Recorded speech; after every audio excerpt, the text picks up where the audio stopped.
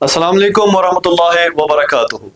میں آپ کا اردو معلم آپ کے سامنے لے کر آیا ہوں رفین سر ایٹ 90 سے آغاز سیریز، جس میں ہم کلاس 10th جے کے بوس اردو پیپر کے لیے چند اسباق لے کر آئے ہیں جو آپ کے امتحان میں پوچھے جاتے ہیں، جن اسباق سے آپ کے امتحان میں سوالات آتے ہیں۔ تو اس سیریز میں کوشش کروں گا کہ آپ کو وہ سارے سوالات اچھے سے ازبر ہو جائیں، آپ امتحان دینے کے قابل ہو جائیں۔ تو آئیے شروع کرتے ہیں۔ اس سیریز میں آغاز سیریز میں آج جس حوالے سے بحث ہوگی اس میں سب سے پہلے حصہ نثر سے کچھ اسباق ہوں گے، اور اس کے بعد حصے نثر سے ہم کچھ اسباق پڑھیں گے، اور آخر پہ حصے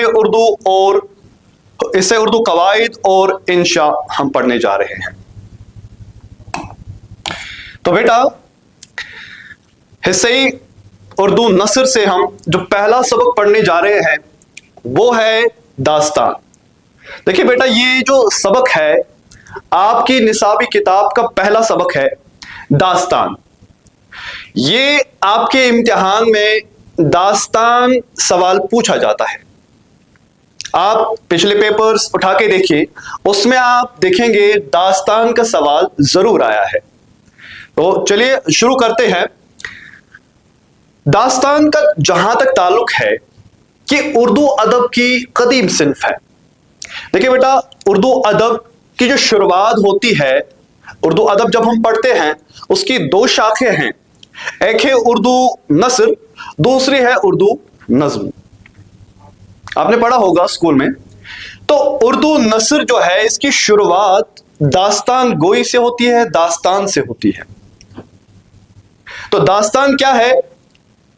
پرانے زمانے میں دربار کا رواج ہوا کرتا تھا، تو درباروں میں اکثر داستان کو ملازم رکھے جاتے تھے جو داستانیں سنایا کرتے تھے۔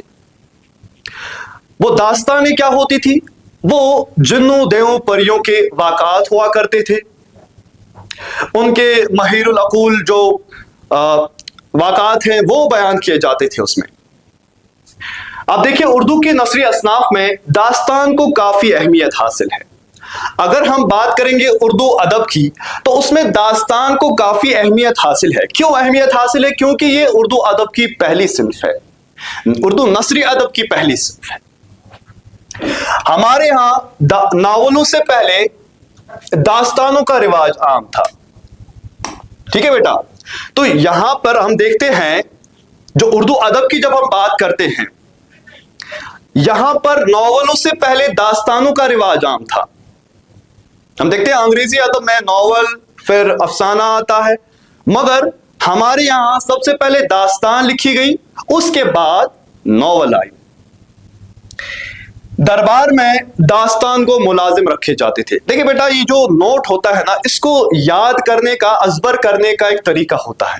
آپ لوگ کیا کرتے ہو؟ آپ نوٹ پڑھتے ہو اور اس کو رٹا لگاتے ہو اور یاد کرنے کی کوشش کرتے ہو۔ بیٹا اس میں آپ دھیان رکھو، اس میں جو ہے نا آپ اس کو نیمونکس کے ذریعے سے آپ اس کو یاد کر سکتے ہو، ٹھیک ہے؟ دیکھیں کیسے۔ سب سے پہلے دیکھیں، پہلی بات آپ کو نوٹ میں کیا لکھنی ہے کہ داستان جو ہے اردو کی نثری اصناف میں داستان کا اہمیت کے حامل ہے۔ ہمارے ہاں ناولوں سے پہلے داستان کا رواج عام تھا، دربار میں داستان کو ملازم رکھے جاتے ہیں۔ پہلی بات آپ کو یہ کرنی ہے، داستان کی اہمیت کو بیان کرنا ہے، اور اس کے بعد ہی آپ کیا بیان کرو گے کہ دربار میں داستان کو ملازم رکھے جاتے تھے، جو کیا کرتے تھے؟ جو داستانیں سنایا کرتے تھے۔ دربار میں آ کے لوگوں کو داستانیں سناتے تھے، بادشاہ کو داستان سناتے تھے، ٹھیک ہے؟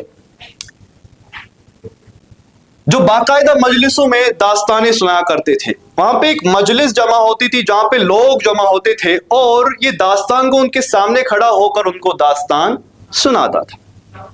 اور اس کے بعد ان داستانوں کا مقصد سامعین کس کو کہتے ہیں؟ سامعین، اگر कोई अरबी जानने वाला होगा, सामी कहते हैं सुनने वाला। सामी को कुछ देर के लिए फरहत व मसरत का सामान मुहैया करना था। ये जो दास्तानें हुआ करती थी, इनका मकसद यही होता था कि जो सामी है, जो सुनने वाले हैं, उनको फरहत, उनको मसरत, उनको खुशी अता करे। जब वो दास्तानें सुनते थे तो वो उससे खुश होते थे, वो उन दास्तानों को तस्वुर में लाते थे और इस तरीके से वो फरहत और मसरत का जो है ना मजा उठाते थे दास्तानों से। ठीक है, ये दास्तानें किस्सा दर किस्सा हुआ करती थी। ठीक है, यहां पे तीसरी बात हम यही कहेंगे कि किस लिए दास्तानें सुनाया करते थे, दास्तान को मुलाजिम, और दास्तानें किस्सा दर किस्सा हुआ करती थी। देखो बेटा, यहां पर ये दास्तान जो है एक ही किस्त में बयान नहीं की जाती थी। दास्तान गो इसको किस्तवार महीनों में बयान करते थे। आज एक किस्त बयान किया, कल दूसरा किस्त, यानी ये जो दास्तानें हैं ये किस्सा दर किस्सा हुआ करती थी, लंबी तवील दास्तानें हुआ करती थी। और दास्तान गो इन्हें किस्तवार महीनों में सुनाया करते थे, यानी ये किस्त जो है महीनों तक चलते थे।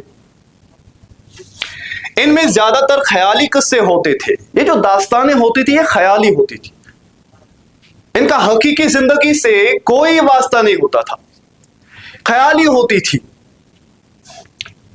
और माफोकुल फितरी अनासिर यानी जिन्नू देवों परियों के महिरुल अकूल कारनामे बड़े हैरत अंगेज उसलूब में बयान किए जाते थे। यहां पे कुछ अल्फाज आए हैं, माफोकुल फितरी अनासिर, जो फितरत से बालातर हो, जो फितरी नहीं है, जो रियल चीज नहीं है, इसको हम कहते हैं सुपर नेचुरल जो चीज हो, उन चीजों के बारे में दास्तानों में बयान किया जाता था। और महिरुल अकूल यानी इन दास्तानों में जिन्नों के बारे में, देवों के बारे में, परियों के बारे में बयान किया जाता था। उनके क्या, उनके महिरुल अकूल यानी अकल को हैरत में डालने वाले उनके वाक़ात बयान किए जाते थे। ऐसे वाक़ात बयान किए जाते थे जो हमारी अकल से बालातर हो, जिससे हम चौंक जाए। ठीक है, बज़ाहिर इन किस्सों का हकीकी जिंदगी से दूर का भी वास्ता नहीं होता था। यानी ये जो किस्से वो बयान करते थे, दास्तान को जो किस्से बयान करते थे, उनका हकीकी जिंदगी से दूर का भी वास्ता नहीं होता था बेटा, यानी वो हकीकी जिंदगी से बालातर होते थे। बज़ाहिर इन किस्सों का हकीकी जिंदगी से दूर का भी वास्ता नहीं होता था, ताहम इनमें अपने जमाने की माशरत, मगर ये बेटा जरूरी है, ये इंपॉर्टेंट पॉइंट है यहाँ पे, ये जो दास्तानें हुआ करती थी इनमें हकीकी जिंदगी जो है जमाने की माशरत की अक्कासी भी की जाती थी। जो जमाने में जो बुराइयां होती थी वो बयान की जाती थी दास्तानों के जरिए से। मगर समझ आ रही है बात? इसके बाद उर्दू में दास्तानों का रिवाज हमें उस जमाने से मिलता है जब इसमें तसनीफ और तालीफ का सिलसिला शुरू हुआ। देखो बेटा, उर्दू में जब हम दास्तानों की रिवाज की बात करते हैं वो कब से शुरू होता है? जब इसमें तसनीफ और तालीफ, यानी जब उर्दू में मुसन्निफीन ने लिखना शुरू किया, तसनीफ करना शुरू किया, तो दास्तान उन्होंने सबसे पहले लिखी। तसनीफ और तालीफ का सिलसिला शुरू हुआ जब से उर्दू में लिखना शुरू किया मुसन्निफीन ने, तो उन्होंने पहले दास्तान ही लिखी। यानी सबसे पहले दास्तान से ही उर्दू नस्र की शुरुआत होती है। जनूबी हिंद में लिखी गई मुल्ला वजी की सबरस, देखिए बेटा ये बहुत ही इंपॉर्टेंट है, अगर हम इम्तिहान के लिहाज से भी देखेंगे ये सवाल अक्सर पूछा जाता है।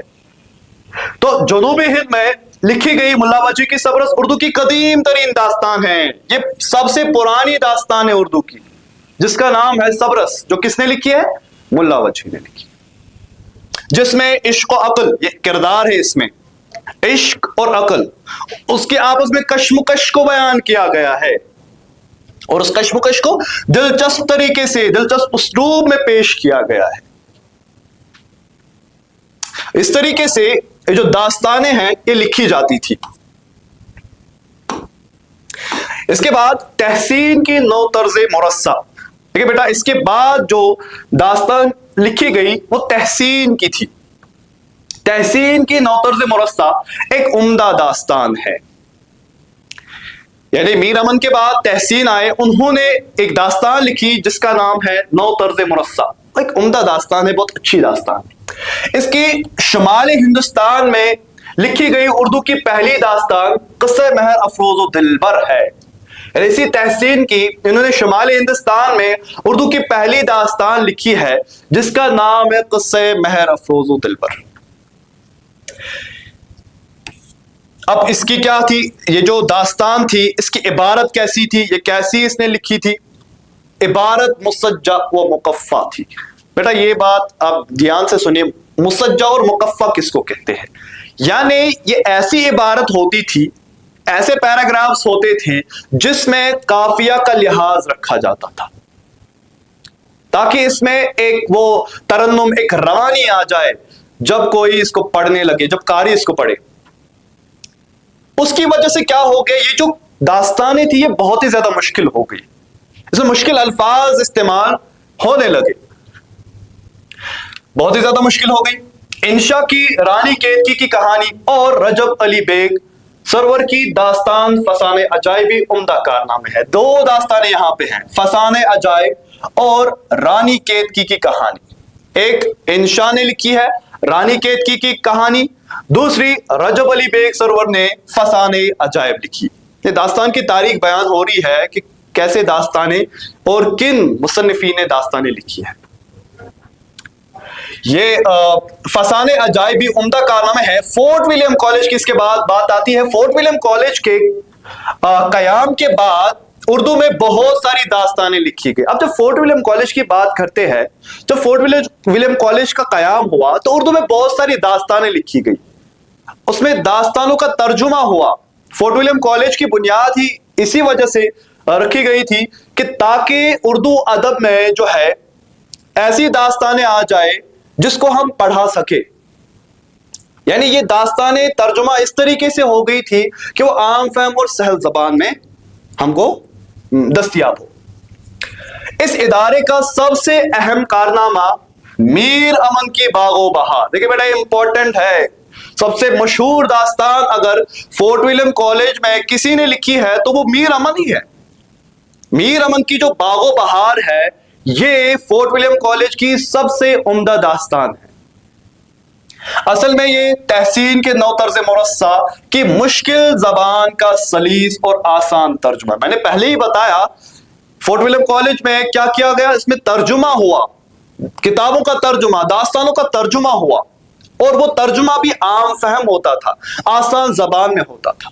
بالکل ویسے ہی جو میر امن ہے انہوں نے بھی تحسین کی ایک داستان ہے جس کا نام ہے نوطرز مرصع, اس کا ترجمہ کیا آسان اور سہل زبان میں, آسان زبان میں, اور اس کا نام باغ و بہار رکھا. جو زبان کی خوبی کی وجہ سے ترجمہ ہونے کے بجائے تبازات قصہ, امپورٹنٹ ہے, تبازات قصہ معلوم ہوتا ہے. یعنی یہ جو داستان ہے یہ ہم کو ایسا نہیں لگتا ہے کہ یہ ترجمہ کیا گیا ہے, بلکہ یہ ایسا لگتا ہے کہ یہ تبازات ہے, یعنی اس نے خود لکھی ہے. اتنا زبردست اس نے ترجمہ اس نے کیا ہے میر امن نے, کامیاب ترجمہ فورٹ ولیم کالج کا. اور اتنا عرصہ گزر جانے کے باوجود, ابھی تک کتنا وقت ہو چکا ہے اس داستان کو, اتنا عرصہ گزر جانے کے باوجود مقبولیت میں کوئی فرق نہیں ہوئی. ابھی بھی ہم پڑھ رہے ہیں, آپ کی کتاب میں شامل ہے میر امن کی یہی داستان باغ و بہار سے قصہ شامل ہے, چوتھے درویش کا قصہ. شیر علی افسوس کی آرائش محفل. اس کے بعد فورٹ ولیم کالج سے ہی ایک اور داستان گو جن کا نام ہے شیر علی افسوس, انہوں نے بھی آرائش محفل داستان لکھی. اس کے بعد حیدر بخش حیدری کی طوطا کہانی ایک اور داستان ہے, فورٹ ولیم کالج کی ہی دین ہے. یعنی یہ ساری جو یہاں پہ داستانوں کا تذکرہ ہو یہ ساری فورٹ ولیم کالج میں ہی جو ہے نا ان کا ترجمہ ہوا تھا اور مشہور ہو گئی, شائع ہو چکی ہے. 19ویں صدی کی جب ہم بات کرتے ہیں, 19ویں صدی کے آخر میں جب نئی تہذیب کی چکا چوند, جب نئی تہذیب آنے لگی تو کیا ہونے لگا؟ اردو زبان و ادب کو نئی منزلوں کی طرف متوجہ کیا، تو اس کا اثر داستان پر بھی پڑا۔ اب جب نیا دور آ گیا، 19ویں صدی کا دور، تو انہوں نے سوچا کہ اب ہمیں خیالی دنیا سے نکلنا ہے، ہمیں حقیقی زندگی کے بارے میں قصے لکھنے ہیں، کہانیاں لکھنی ہیں۔ تو اس طریقے سے داستانوں کا اب زوال ہونا شروع ہو گیا، داستانیں اب زوال کا شکار ہو گئی۔ نئی تہذیبی تقاضوں نے انسان کو خیالی دنیا سے نکال کر حقیقی زمین پر چلنے پر مجبور کیا، جس سے اردو ادب کی یہ صنف زوال کا شکار ہو گئی۔ اب کوئی داستانیں نہیں لکھ رہا تھا، اب حقیقی مضامین لوگ لکھنے لگے، کہانیاں لکھنے لگے۔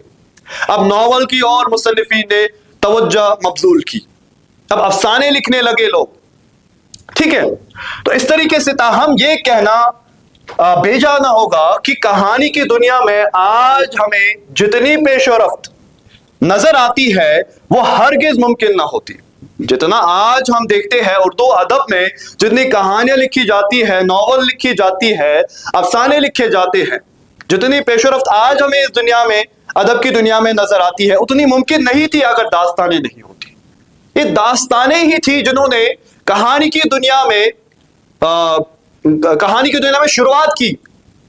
اردو ادب میں داستانوں سے ہی شروعات ہو گئی، کہانیوں کی، تب جا کے پھر ناولیں لکھی گئی، اس کے بعد جو ہے افسانے لکھی گئے۔ اگر داستان کا بے پناہ سرمایہ ہمیں ورثے میں نہ ملتا، اگر داستانیں نہ ہوتی تو شاید ہمارے اردو ادب میں ناول نہ ہوتی، شاید ہمارے اردو ادب میں افسانے نہیں ہوتے۔ تو بیٹا مجھے امید ہے کہ یہ سبق جو داستان ہے، یا آپ کو بالکل اس میں کوئی کنفیوژن نہیں ہوگا، یا آپ کو ازبر ہو گیا ہوگا۔ سب سے پہلے آپ کو کیا کرنا ہے؟ داستان کی تعریف بیان کرنی ہے، ٹھیک ہے نا؟ داستان کس کو کہتے ہیں، کہاں پہ داستانیں سنائی جاتی تھی، ٹھیک ہے۔ اس کے بعد آپ کو لکھنا ہے تاریخ، تھوڑی سی لکھو گے کہ داستانوں کی شروعات کہاں سے ہوتی ہے، ٹھیک ہے۔ پھر فورٹ ولیم کالج کے بارے میں آپ لکھو گے، وہاں پہ کنہوں نے داستانیں لکھی ہے، سب سے مشہور داستان، پہلی داستان وہ صبرس کے بارے میں آپ کو لکھنا ہے تاریخ میں، ٹھیک ہے۔ اس کے بعد فورٹ ولیم کالج اور جو دیگر داستانیں جو ہم نے اس میں پڑھی ہیں، ان کے بارے میں جب آپ امتحان میں جوابی کاپی پر لکھو گے تو مجھے امید ہے کہ آپ کو فل جو ہے نا نمبر حاصل ہوں گے۔ آگے چلتے ہیں۔ تو بیٹا جب آپ داستان ہم نے پڑھی اب، ٹھیک ہے نا، اس کے بعد جو ہے میر امن، میں نے آپ کو پہلے ہی بولا داستان میں ہی کہ میر امن نے سب سے بڑا کارنامہ کر کے دکھایا۔ انہوں نے داستان باغ و بہار لکھی، اور وہ آپ کی نصابی کتاب میں بھی شامل ہے اس کا ایک قصہ۔ تو میر امن کو پڑھنا یہاں پہ لازم و ملزوم ہو جاتا ہے، ٹھیک ہے۔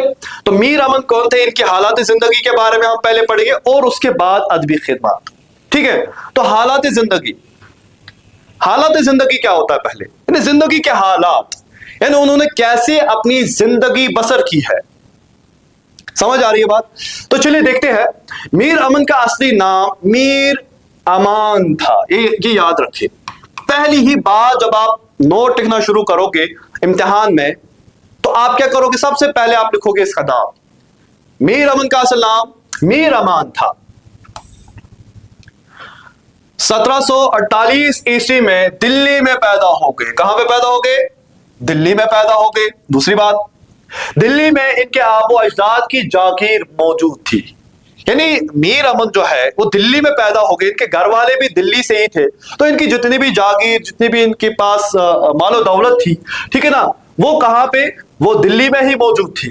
لیکن احمد شاہ ابدالی کے حملے کے دوران، احمد شاہ ابدالی جو یہ افغانستان کا ایک بہت بڑا بادشاہ ہوا کرتا تھا، تو انہوں نے جب حملہ کیا دلی پر، چونکہ میر امن وہاں پہ رہتے تھے، تو اس بیچ میں کیا ہوتا ہے، اس جاگیر پر قبضہ ہو جاتا ہے، مگر وہ قبضہ کون کرتا ہے؟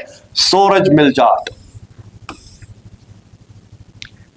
سورج مل جاٹ جو ہے ان کا راجستھان میں ان کی ایک اپنی سلطنت تھی، وہاں کے بادشاہ تھے سورج مل جاٹ، سکھ بادشاہ تھے یہ، تو انہوں نے بھی دلی پر جو ہے نا ان کی جاگیر پر قبضہ کر لیا. میر امن نے دلی سے ہجرت کی اور پٹنہ چلے گئے. اب بیچارے میر امن دلی میں کیا کرتے, ان کی جاگیر لوٹی گئی, وہاں پہ دنگا فساد چل رہا تھا, ماحول سازگار نہیں تھا زندگی کے لیے. تو انہوں نے کیا کیا, انہوں نے ہجرت کی. وہ بیچارے کہاں چلے گئے, پٹنہ. ٹھیک ہے, پٹنہ بہار چلے گئے. کچھ وقت پٹنہ میں گزار کر انہوں نے کلکتہ کی راہ لی. اس کے بعد بیچارے بھٹکتے رہے, پٹنہ سے پھر واپس کلکتہ چلے گئے. یہ آپ بات یہاں پہ تیسری بات آپ بیان کرو گے نوٹ میں, اور یہ ہوگی آپ کی چوتھی بات.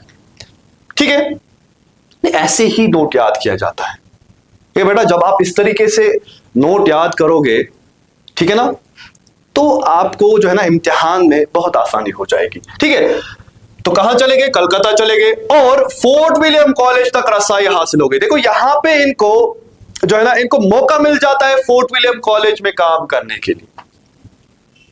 کلکتہ پہنچے, اور کلکتہ میں آپ کو پتا ہے دریائے ہوگلی کے کنارے فورٹ ولیم کالج ہے. تو فورٹ ولیم کالج میں چلے گئے, اور وہاں پہ کیا کیا, فورٹ ولیم کالج تک رسائی سے پہلے میر امن گمنامی کی زندگی گزار رہے تھے. تب تک ان کو کوئی نہیں جانتا تھا. تب جب فورٹ ولیم سے منسلک نہیں تھے تب تک میر امن کو کوئی نہیں جانتا تھا, کیونکہ ان کا کوئی کارنامہ ایسا نہیں تھا, ابھی تک منظر عام پہ نہیں آ چکا تھا. اب جب یہ فورٹ ولیم کالج سے منسلک ہو گئے تو انہوں نے یہاں پہ ترجمہ کیا کتاب باغ و بہار کا, جس سے بہت زیادہ مشہور ہو گئے. اچھا, اس لیے ان کے حالات زندگی پر پردہ پڑا. دیکھیں بیٹا ان کی حالات زندگی کیسی تھی, ابھی تک جو ہے میر امن کے بارے میں کچھ منظر عام پہ نہیں آ چکا تھا, تو ان کے حالات زندگی کے بارے میں معلوم کرنا بہت ہی زیادہ مشکل تھا. کیونکہ منظر عام پہ جب کوئی آ جاتا ہے تو اس کے بارے میں لوگ جاننے کی کوشش کرتے ہیں, پھر اس کے بارے میں ہمیں معلومات حاصل ہونے میں کوئی دقت نہیں آتی ہے. ابھی تک جو میر امن تھے یہ منظر عام پہ آ ہی نہیں چکے تھے, یہ نہیں آئے تھے ابھی منظر عام پہ, تو ان کے بارے میں ہمیں, ان کے حالات زندگی کے بارے میں ہمیں کوئی ایسی جو ہے نا معلومات نہیں ملتی ہے. فورٹ ولیم کالج میں انہوں نے 2 کتابوں کا ترجمہ کیا. بیٹا ایک ہی کتاب کا نہیں بلکہ 2 کتابوں کا ترجمہ انہوں نے کیا ہے, جن کے دیباچے ان کی زندگی کے بارے میں تھوڑی سی معلومات فراہم کرتے ہیں. بیٹا ہمیں کہیں اور سے نہیں, ان کے بارے میں کہیں اور سے, ان کے حالات زندگی کے بارے میں کہیں اور سے معلومات نہیں ملتی ہے, بلکہ انہی کی 2 کتابوں سے ہمیں ان کی حالات زندگی کے بارے میں تھوڑی سی معلومات ملتی ہے. میر امن نے امیر خسرو کی فارسی داستان قصہ چہار افروز, قصہ 4 درویش کا ترجمہ اردو میں باغ و بہار کے نام سے کیا. دیکھیں بیٹا یہ امپورٹنٹ ہے, یہ بھی امپورٹنٹ بات ہے. یہاں پہ یہ بھی سوال پوچھا جاتا ہے امتحان میں. کیا پوچھا جاتا ہے کہ امیر خسرو کی فارسی داستان قصہ 4 درویش کا ترجمہ کس نے کیا, یا اس کا ترجمہ کس نام سے ہوا. تو آپ کو پتا ہونا چاہیے وہ باغ و بہار کے نام سے ہوا ہے, اور یہ ترجمہ کس نے کیا ہے, میر امن نے کیا.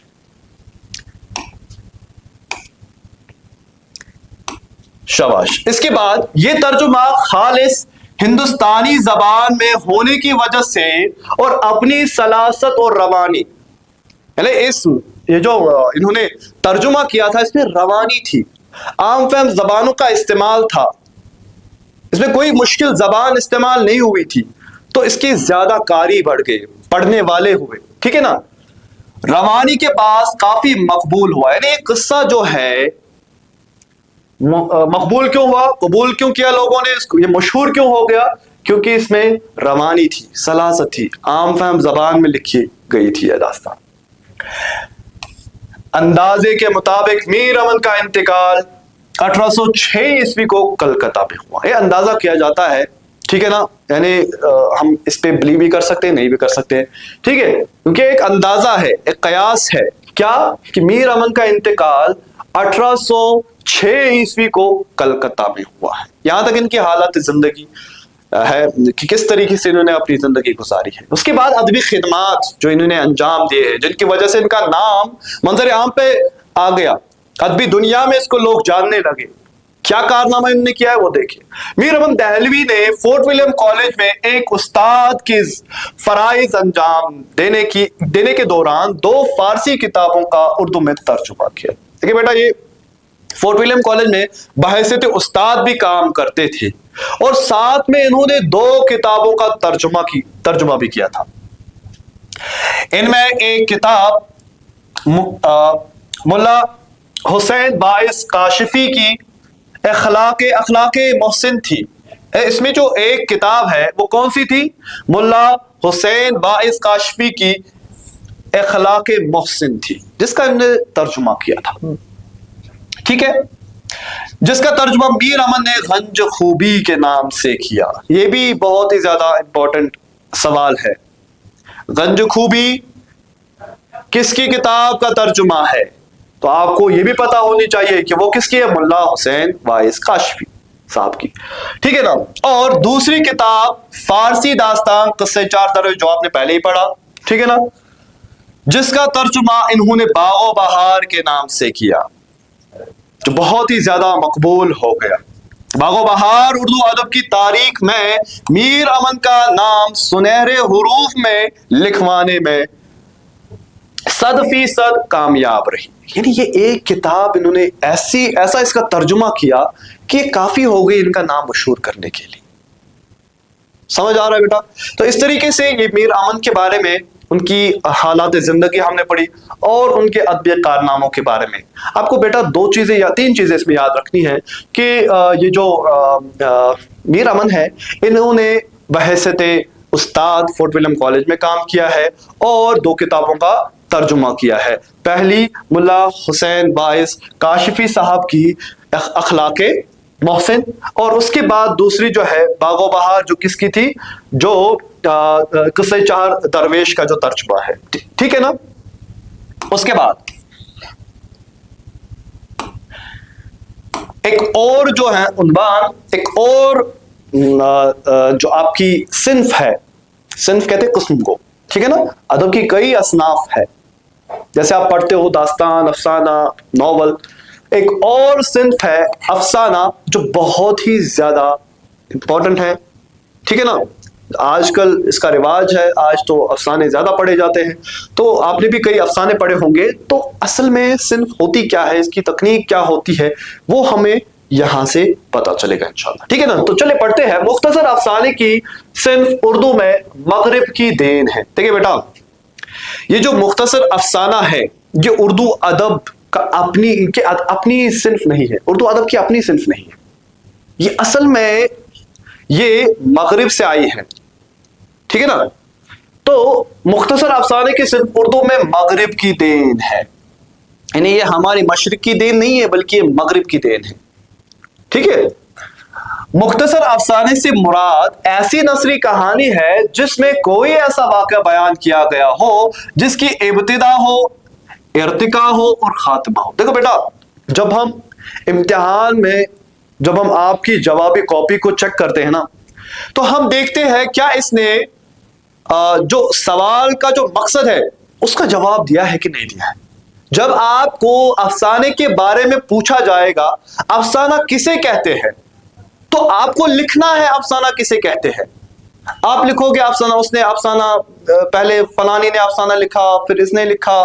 آپ اس میں اپنی جو ہے نا اپنے دلائل پیش کرو گے, اس میں کوئی مارکس نہیں ملے گا.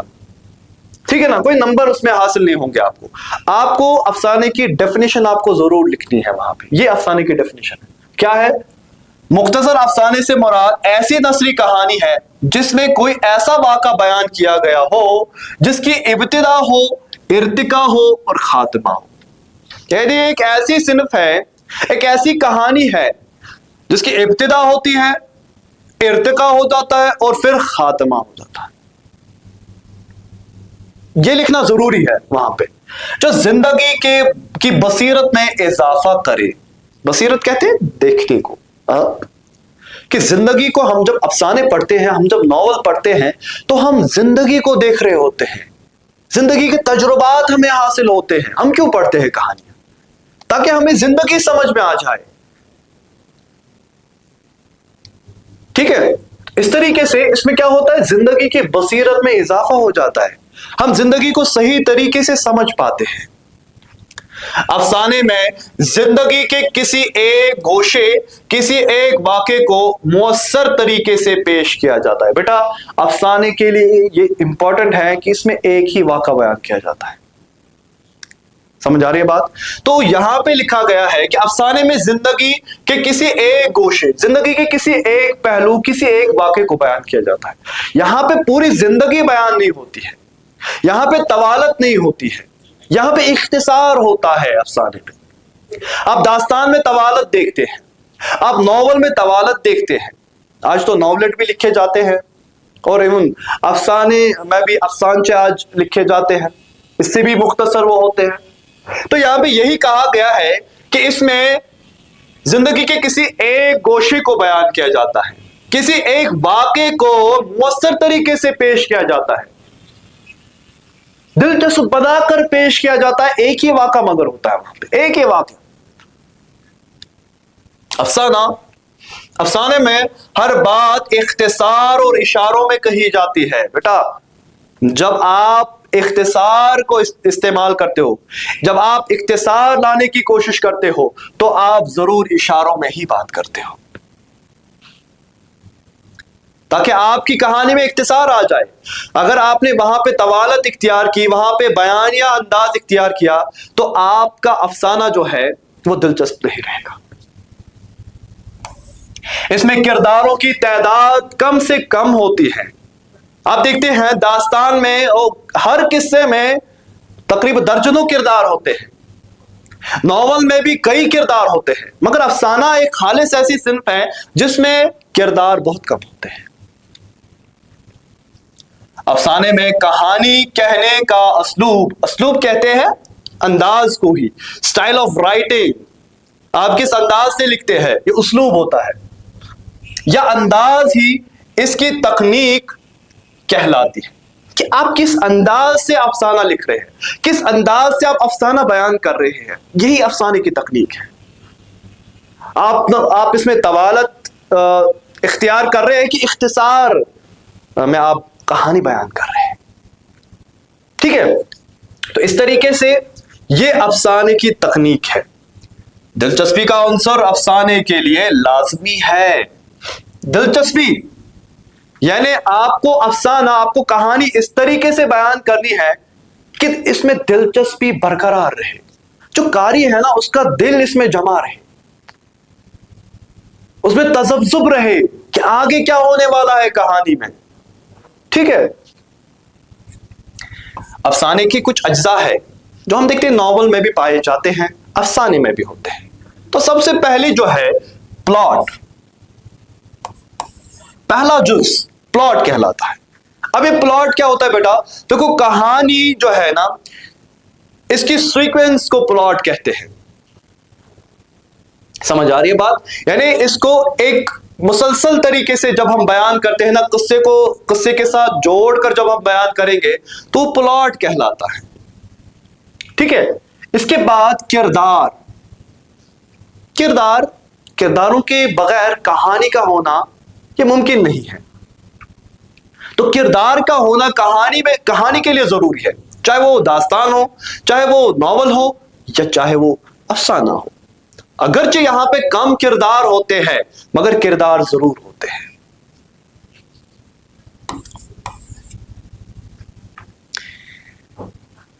माहौल यानी आप किस माहौल में अफसाने को बयान कर रहे हैं, उस माहौल का असर अफसाने में होना चाहिए।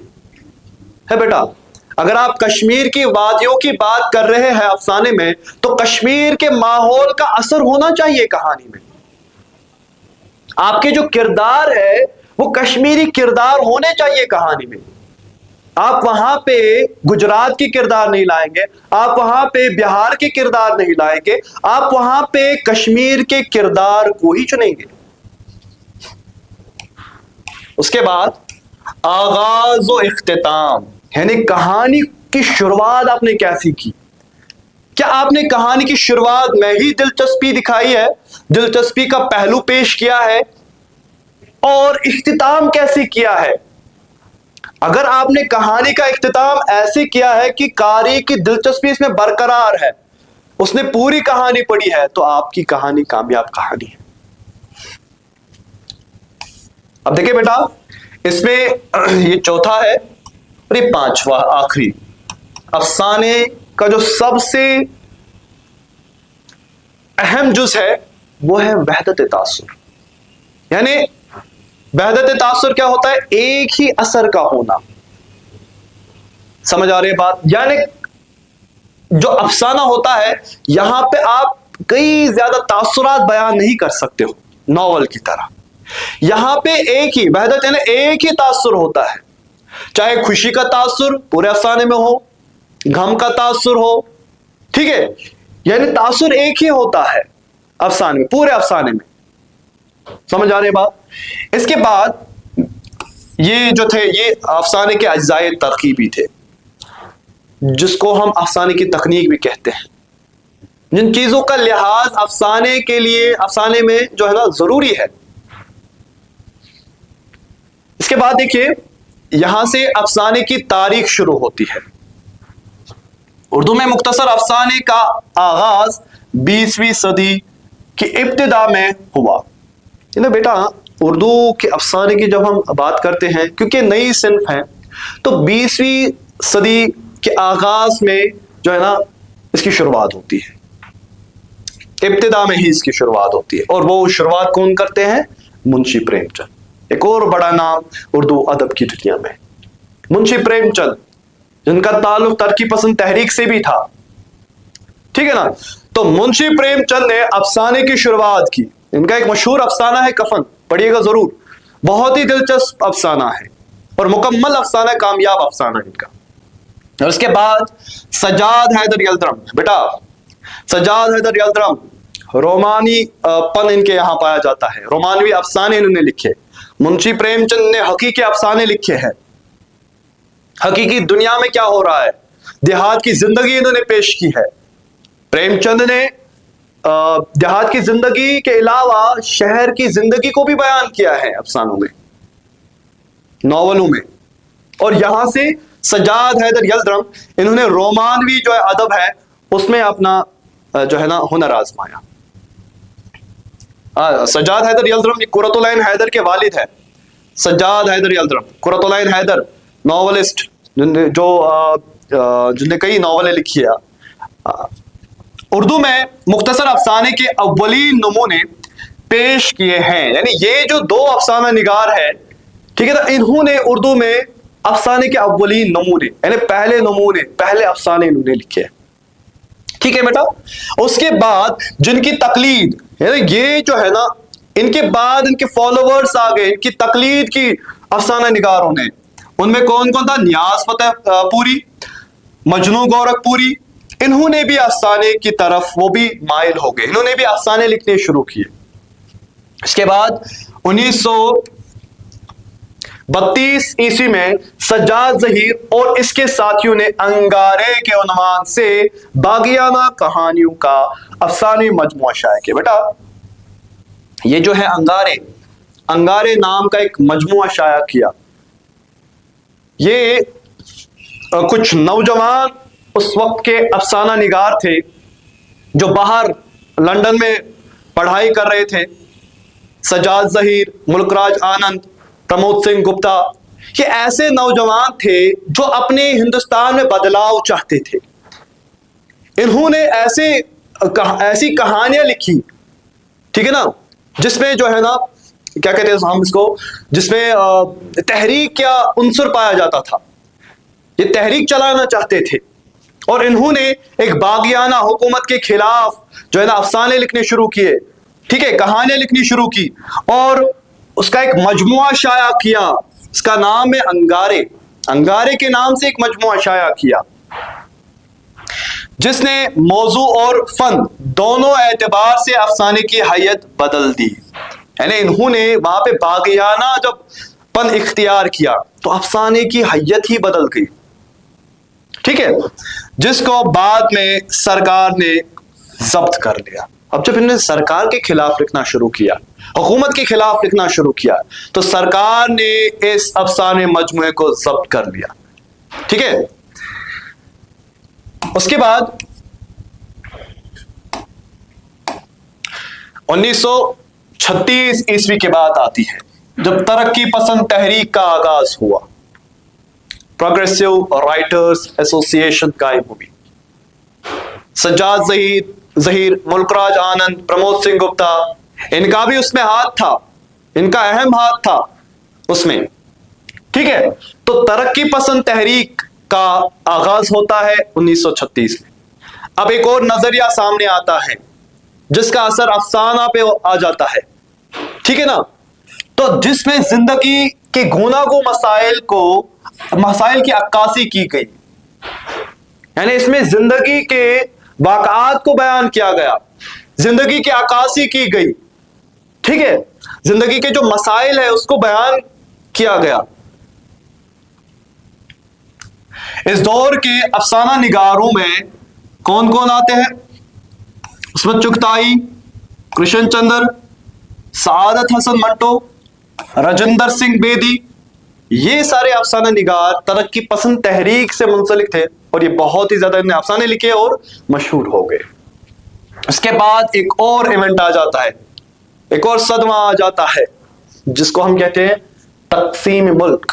आजादी तो मिल गई मगर मुल्क तकसीम हो गया, मुल्क बट गया। तकसीम मुल्क के बाद कई बरस तक फसादात के मौज़ूआत पर बेहतरीन अफसाने लिखे गए। देखिए बेटा, जब तकसीम हो गया, मुल्क तकसीम हो गया, तो लोगों को क्या तकलीफें उठानी पड़ी, उनके बारे में अफसाने लिखे गए। ठीक है, जिनमें तहजीब और अखलाकी अक़दार की पामाली का एहसास नुमाया तौर पर मिलता है। यानी ऐसे अफसाने बयान किए गए जिसमें तहजीब को बयान किया गया, अखलाक को बयान किया गया, अखलाकी कदरों की जो गिरावट हो गई थी उसको बयान किया गया। और उसके बाद जो है 1955 ईस्वी के आसपास उर्दू में जदीदियत का रुझान। देखो, सबसे पहले ऊपर अगर आप देखोगे तरक्की पसंद तहरीक, उसके बाद जो है बंटवारा हो गया और उसके बाद जो है जदीदियत का रुझान। ठीक है, मॉडर्निज्म अब आ गया, जदीदियत का रुझान परवान चढ़ा, जिसमें अलामती और तजरीदी अफसाने लिखे गए। यानी यहां पे अलामतों के जरिए अफसाने लिखे गए, यहां पे डायरेक्ट उन्होंने बात नहीं की, किरदारों के जरिए कहानी तो बयान की मगर अलामतों के जरिए बयान की, सिंबलाइज किया। ठीक है ना, अलामत यानी सिंबल, सिंबलाइज करके उन्होंने इशारों किनायों में बात पहुंचाने की कोशिश की। इस दौर के मुमताज अफसाना निगारों में कुर्रतुल ऐन हैदर, देखिए ये भी एक बहुत ही जो है ना मशहूर नॉवल निगार, अफसाना निगार गुजरी है, कुर्रतुल ऐन हैदर। ठीक है, इंतजार हुसैन, सुरेंद्र प्रकाश, ये जदीद दौर के अफसाना निगार हैं। अनवर सज्जाद, रशीद अमजद काबिल जिक्र है। यानी ये अफसाना निगार जो जदीद दौर के हैं ये मशहूर है, जिन्होंने तजरीदी अफसाने, अलामती अफसाने लिखे हैं। जदीदियत के बाद अब देखिए बेटा, जब जदीदियत का खात्मा हुआ, इसके साथ ही माबाद जदीदियत के अफसाना निगारों ने सहल और आसान असलूब इख्तियार किया। हमने देखा जो मॉडर्निज्म के जो अफसाना निगार थे, जो जदीद दौर के अफसाने निगार थे, उन्होंने अलामती और तजरीदी अफसाने, जब अलामत आ जाती है तो समझना मुश्किल हो जाता है अफसाने को। ठीक है ना, जब ऐसे अफसाने लिखे गए तो उसके बाद जदीदियत का खात्मा हो गया, उसके बाद माबाद जदीदियत जिसको हम यू टर्न कहते हैं। ठीक है ना, यानी वापस जो राइटर्स हैं उन्होंने वापस सहल पसंदी को इख्तियार किया। जदीद दौर के अफसानों में कई तजुर्बात किए गए, वहां पे प्लॉट मजबूत प्लॉट नहीं होते थे, एवं वहां पे किरदार भी, हकीकी किरदार भी कहीं कहीं पे हमें नहीं मिलते हैं। समझ आ रही बात? इसके बाद जो माबाद जदीदियत आ गई, फिर से वापस जो है ना जो हमारे पुराने जमाने में जो अफसाने लिखे जाते थे वही अफसाने फिर से लिखे गए। افسانے میں کہانی پن کی بازیافت کی، یعنی واپس جو کہانی پن تھا اس کی واپسی ہوئی اب مابعد جدیدیت کے بعد، مابعد جدیدیت میں، جن میں اقبال امجد اب یہ مابعد جدیدیت کے افسانہ نگار ہیں۔ اس میں سب سے پہلے اقبال مجید، ٹھیک ہے نا، جوگندر پال، ٹھیک ہے، سلام بن رزاق، عبد الصمد وغیرہ بہت ہی مشہور ہیں۔ یہ مابعد جدیدیت دور کے جو ہے نا افسانہ نگار ہیں۔ اس دور کے افسانہ نگاروں میں عصمت چغتائی، کرشن چندر، سعادت حسن منٹو، راجندر سنگھ بیدی مشہور ہیں۔ انہوں نے بھی مابعد جدیدیت میں اس دور میں افسانے لکھے۔ دور جدید میں بھی بہت اچھے افسانہ لکھنے والے ہیں، ٹھیک ہے نا، ہمارے کشمیر سے بھی کئی لوگ ہیں جو ابھی افسانہ لکھ رہے ہیں، کامیاب افسانے لکھ رہے ہیں، ٹھیک ہے نا۔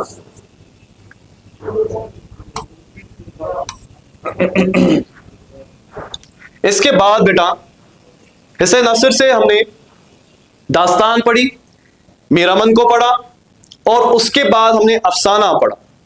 اب دیکھیں بیٹا حصہ نظم، دیکھو میں نے یہاں پہ ایسے ٹاپکس چنے ہیں جو ایگزام میں پوچھے جاتے ہیں، جو امتحان میں پوچھے جاتے ہیں۔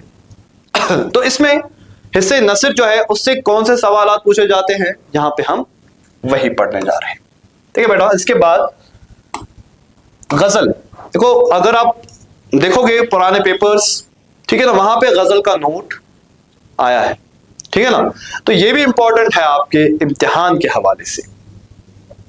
تو چلیے جب ہم نظم کی بات کرتے ہیں، ہم دیکھتے ہیں نثر تو ہم نے پڑھی، اب نظم کی جب ہم بات کرتے ہیں، نظم میں کئی اصناف ہیں، نظم یا شاعری جس کو آپ کہتے ہو، شاعری کے کئی اصناف ہیں، جس میں غزل آتی ہے، جس میں نظم خود آتی ہے، جس میں مرثیہ، قصیدہ، نعت، رباعی، قطع، یہ ساری اصناف آتی ہیں، اور آپ کی نصاب کتاب میں بھی کئی اصناف آپ نے پڑھی ہوگی۔ تو سب سے مشہور جس کو اردو نظم کی آبرو کہا جاتا ہے، غزل ہے۔ ہم آج اس میں غزل کی تعریف پڑھیں گے، تکنیک پڑھیں گے غزل کی، ٹھیک ہے نا، اور تاریخ بھی دیکھیں گے، ٹھیک ہے۔ سب سے پہلے غزل اردو شاعری کی مشہور صنف ہے، یعنی جب ہم اردو شاعری کی بات کرتے ہیں تو سب سے پہلے جو ذہن میں جس صنف کا نام آتا ہے وہ ہے غزل۔ محبوب ترین صنف ہے اردو ادب کی، یعنی اس صنف کو ہر کسی نے چاہا ہے، پڑھا ہے۔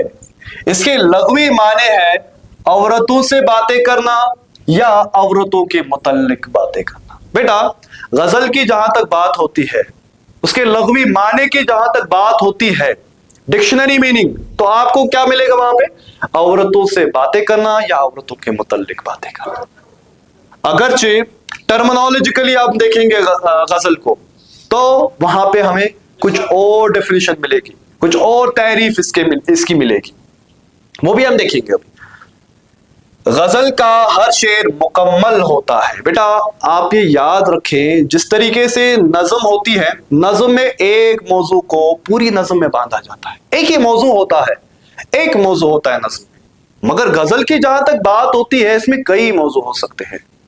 اس کا ہر شعر مکمل اکائی ہوتا ہے، یعنی وہ مکمل ہوتا ہے، کامل ہوتا ہے، اس میں ایک موضوع مکمل ہوتا ہے ایک ہی شعر میں، اور جتنے شعر آپ پڑھو گے اس میں الگ الگ موضوعات ہوں گے۔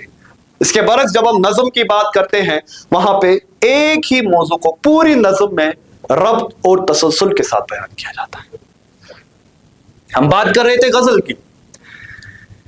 اچھا، البتہ حسن و عشق غزل کا محبوب موضوع رہا ہے۔ اگر ہم موضوع کی بات کرتے ہیں، غزل کا موضوع کیا رہا ہے، غزل میں کس بارے میں بات کی جاتی ہے، تو وہ ہے حسن و عشق۔ سمجھ آ رہی ہے بات؟ یعنی غزل میں ہمیشہ حسن کی تعریف ہی ہوتی ہے، عشق کے واقعات، عشق کے قصے بیان ہوتے ہیں غزل میں، ٹھیک ہے۔ اس کے علاوہ بھی اخلاقی باتیں بھی ہوتی ہیں، بہت سارے مضامین اس میں شامل ہیں، مضامین کی کوئی قید نہیں ہے اس میں، یہ غالب جو موضوع ہے غزل کا وہ کیا ہے؟ وہ ہے حسن اور عشق۔ اس لیے رشید احمد صدیقی نے غزل کو اردو شاعری کی آبرو کہا ہے۔ یعنی غزل جو ہے اردو شاعری کی آبرو ہے، عزت ہے، اس کی وجہ سے اردو شاعری بلند ہے، اس کا مقام بلند ہے۔ نیاز فتح پوری کیا کہتے ہیں؟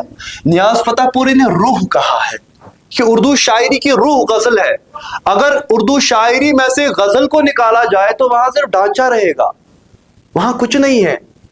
وہاں غزل ہے تو اردو شاعری میں روح ہے، ٹھیک ہے؟ یعنی اردو شاعری میں غزل کا ایک اہم مقام ہے۔ میں نہیں کہہ رہا ہوں، نیاز فتح پوری کہہ رہے ہیں۔ ڈاکٹر یوسف حسین خان نے کیا کہا ہے؟ وہ کہتے ہیں نے موسیقی کا رس اور فراغ اور پوری نے عطر کہا ہے۔ یعنی غزل جو ہے، جب غزل ہم پڑھتے ہیں نا تو یہ مہک جاتی ہے ہر سو۔ اب دیکھو، جب آپ غزل اگر آپ سنتے ہو تو کوئی نہ کوئی مصرع دوسرے کے زبان میں آ ہی جائے گا۔ آپ جب پڑھتے ہو غزل، آپ ایک الگ سرود میں چلے جاتے ہو، یعنی اس میں جو ہے، اس میں ایک الگ مسرت حاصل ہو جاتی ہے انسان کو، ٹھیک ہے نا؟ اس کی ایک الگ عطر ہے۔ غزل میں آپ بیتی جگ بیتی بن جاتی ہے، آپ بیتی جگ بیتی بن جاتی ہے۔ کیا مطلب ہے سر اس کا؟ یعنی آپ بیتی، آپ اپنے خیالات کو بیان کر رہے ہو، آپ اپنے تاثرات کو بیان کر رہے ہو، آپ اپنے احساسات کو بیان کر رہے ہو، غزل میں، شعر میں بیان کر رہے ہو۔ جب آپ کا شعر کوئی دوسرا پڑھتا ہے نا تو وہ بھی اس کو ریلیٹ کرتا ہے اپنے ساتھ، نہیں یہ شاید میرے ساتھ بھی ایسا ہوا ہے۔ یہ غزل کی خوبی ہے کہ اس میں کیا ہوتا ہے، آپ بیتی، جو آپ پہ بیتی ہے، جو آپ کے جذبات ہے، جو آپ بیان کر رہے ہو، وہ جگ بیتی بن جاتی ہے، اس کو سب لوگ ایکسپٹ کر رہے ہیں کہ ہمارے ساتھ بھی ایسا ہو رہا ہے۔ اسی لیے شعر کو پڑھتے ہی واہ واہی لوٹتے ہیں شاعر، ہے کہ نہیں؟ تو یہ خوبی ہے غزل کی، یہ طاقت ہے غزل کی۔ اس کے بعد کہانی میری رودات جہاں معلوم ہوتی ہے، جو سنتا ہے اس کی داستان معلوم ہوتی ہے۔ یہ شعر ہے سیماب اکبر آبادی۔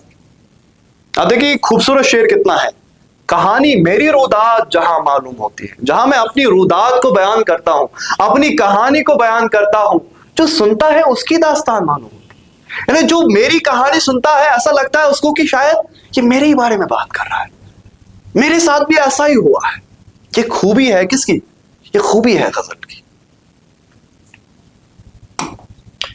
یہ غزل کی تعریف۔ اس کے بعد غزل کی تکنیک، یعنی غزل کو ہم لکھتے کیسے ہیں، غزل کی حیت کیا ہے، غزل میں کن چیزوں کا لحاظ ہمیں رکھنا چاہیے۔ سمجھ آ رہی ہے بات بیٹا؟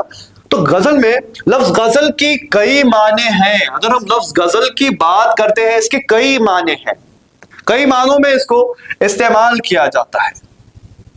محبوب سے باتیں کرنا، عورتوں کی باتیں کرنا، عورتوں سے باتیں کرنا، غزل یعنی یہ جو معنی ہیں یہ آپ کو ڈکشنری میں ملیں گے غزل کے بارے میں۔ غزل عربی لفظ ضرور ہے، یعنی ایک بات آپ یہاں پہ سنیے بیٹا، یہ غزل جو ہے یہ دراصل عربی لفظ ہے، یہ اردو کا اپنا لفظ نہیں ہے، مستعار ہے یہ، یعنی یہ لفظ عربی زبان سے لیا گیا ہے، لیکن اس کی روح فارسی ہے۔ دیکھیں بیٹا، یہ غزل جو ہے یہ صنف اصل میں کہاں کی ہے؟ عرب کی صنف ہے۔ سب سے پہلے غزل عرب میں لکھی جاتی تھی، ٹھیک ہے؟ اس کے بعد یہ دھیرے دھیرے فارسی میں آئی، فارسی میں لکھی جانے لگی، اس کے بعد یہ اردو میں آئی۔ اسی لیے کہا گیا ہے کہ اس کی روح فارسی ہے، ٹھیک ہے؟ غزل کا پہلا شعر مطلع، یعنی پہلے شعر کو ہم مطلع کہتے ہیں۔ غزل کا جو پہلا شعر ہوتا ہے مطلع ہوتا ہے، یہاں سے تکنیک شروع ہوتی ہے، غزل کی تکنیک۔ جب آپ غزل شروع کرو گے، انشاءاللہ میں چاہتا ہوں کہ ہماری جو سرزمین وطن ہے، سرزمین کشمیر ہے، یہاں سے بھی کئی ایسے بڑے شعراء منظر عام پہ آ جائیں۔ ہیں ہمارے پاس الحمدللہ بہت سارے، میرے استاد ہے، ٹھیک ہے نا، وہ بھی شاعری کرتے ہیں الحمدللہ، اللہ ان کی عمر دراز کرے۔ تو میں چاہتا ہوں کہ جب آپ غزل لکھیں گے تو آپ اس تکنیک کو سمجھو اچھے سے۔ سب سے پہلے غزل میں مطلع ہوتا ہے، جو پہلا شعر ہوتا ہے۔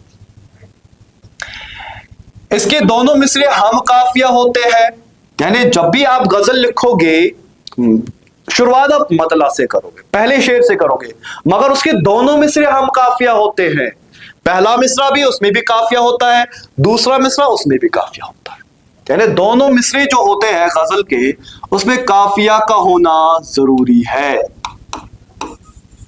ٹھیک ہے بیٹا؟ اچھا، اس کے بعد مطلع کے بعد بھی مطلع ہو سکتا ہے۔ اب آپ دیکھیں، میں نے بولا کہ غزل کی شروعات مطلع سے ہوتی ہے، پہلا شعر مطلع ہوتا ہے، اب یہ ضروری نہیں کہ دوسرا شعر جو ہے وہ کوئی عام شعر ہو، وہ بھی مطلع ہو سکتا ہے، اس کو ہم حسن مطلع کہتے ہیں، ٹھیک ہے؟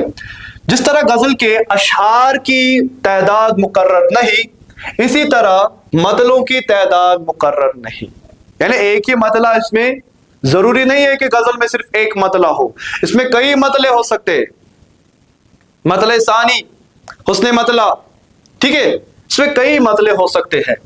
مطلع کے فوراً بعد آنے والے شعر کو حسن مطلع یا زیب مطلع کہتے ہیں، مطلع کے بعد اگر دوسرا شعر مطلع ہو تو اس کو حسن مطلع یا زیب مطلع کہتے ہیں، یعنی یہ غزل کا حسن بڑھاتا ہے۔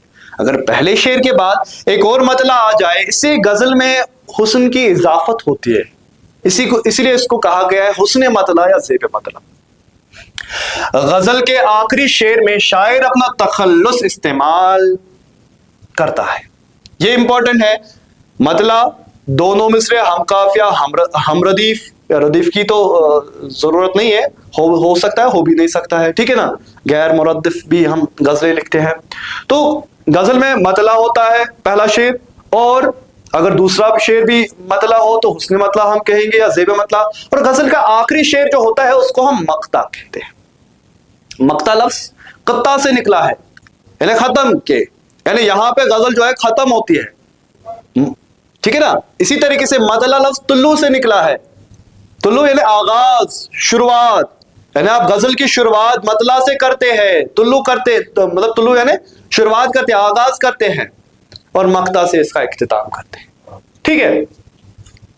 اور مقطع میں اکثر جو ہے شاعر اپنا تخلص استعمال کرتا ہے، جو شاعر، تخلص کس کو کہتے ہیں؟ وہ نام جو شاعر اپنی شاعری میں استعمال کرتا ہے، ٹھیک ہے؟ اس کو ہم تخلص کہتے ہیں، اس شعر کو مقطع کہتے ہیں۔ غزل کا سب سے اچھا شعر بیت الغزل یا شہبائت کہلاتا، یعنی غزل کا جو سب سے خوبصورت شعر ہوتا ہے اس کو ہم شہبائت یا بیت الغزل کہتے ہیں۔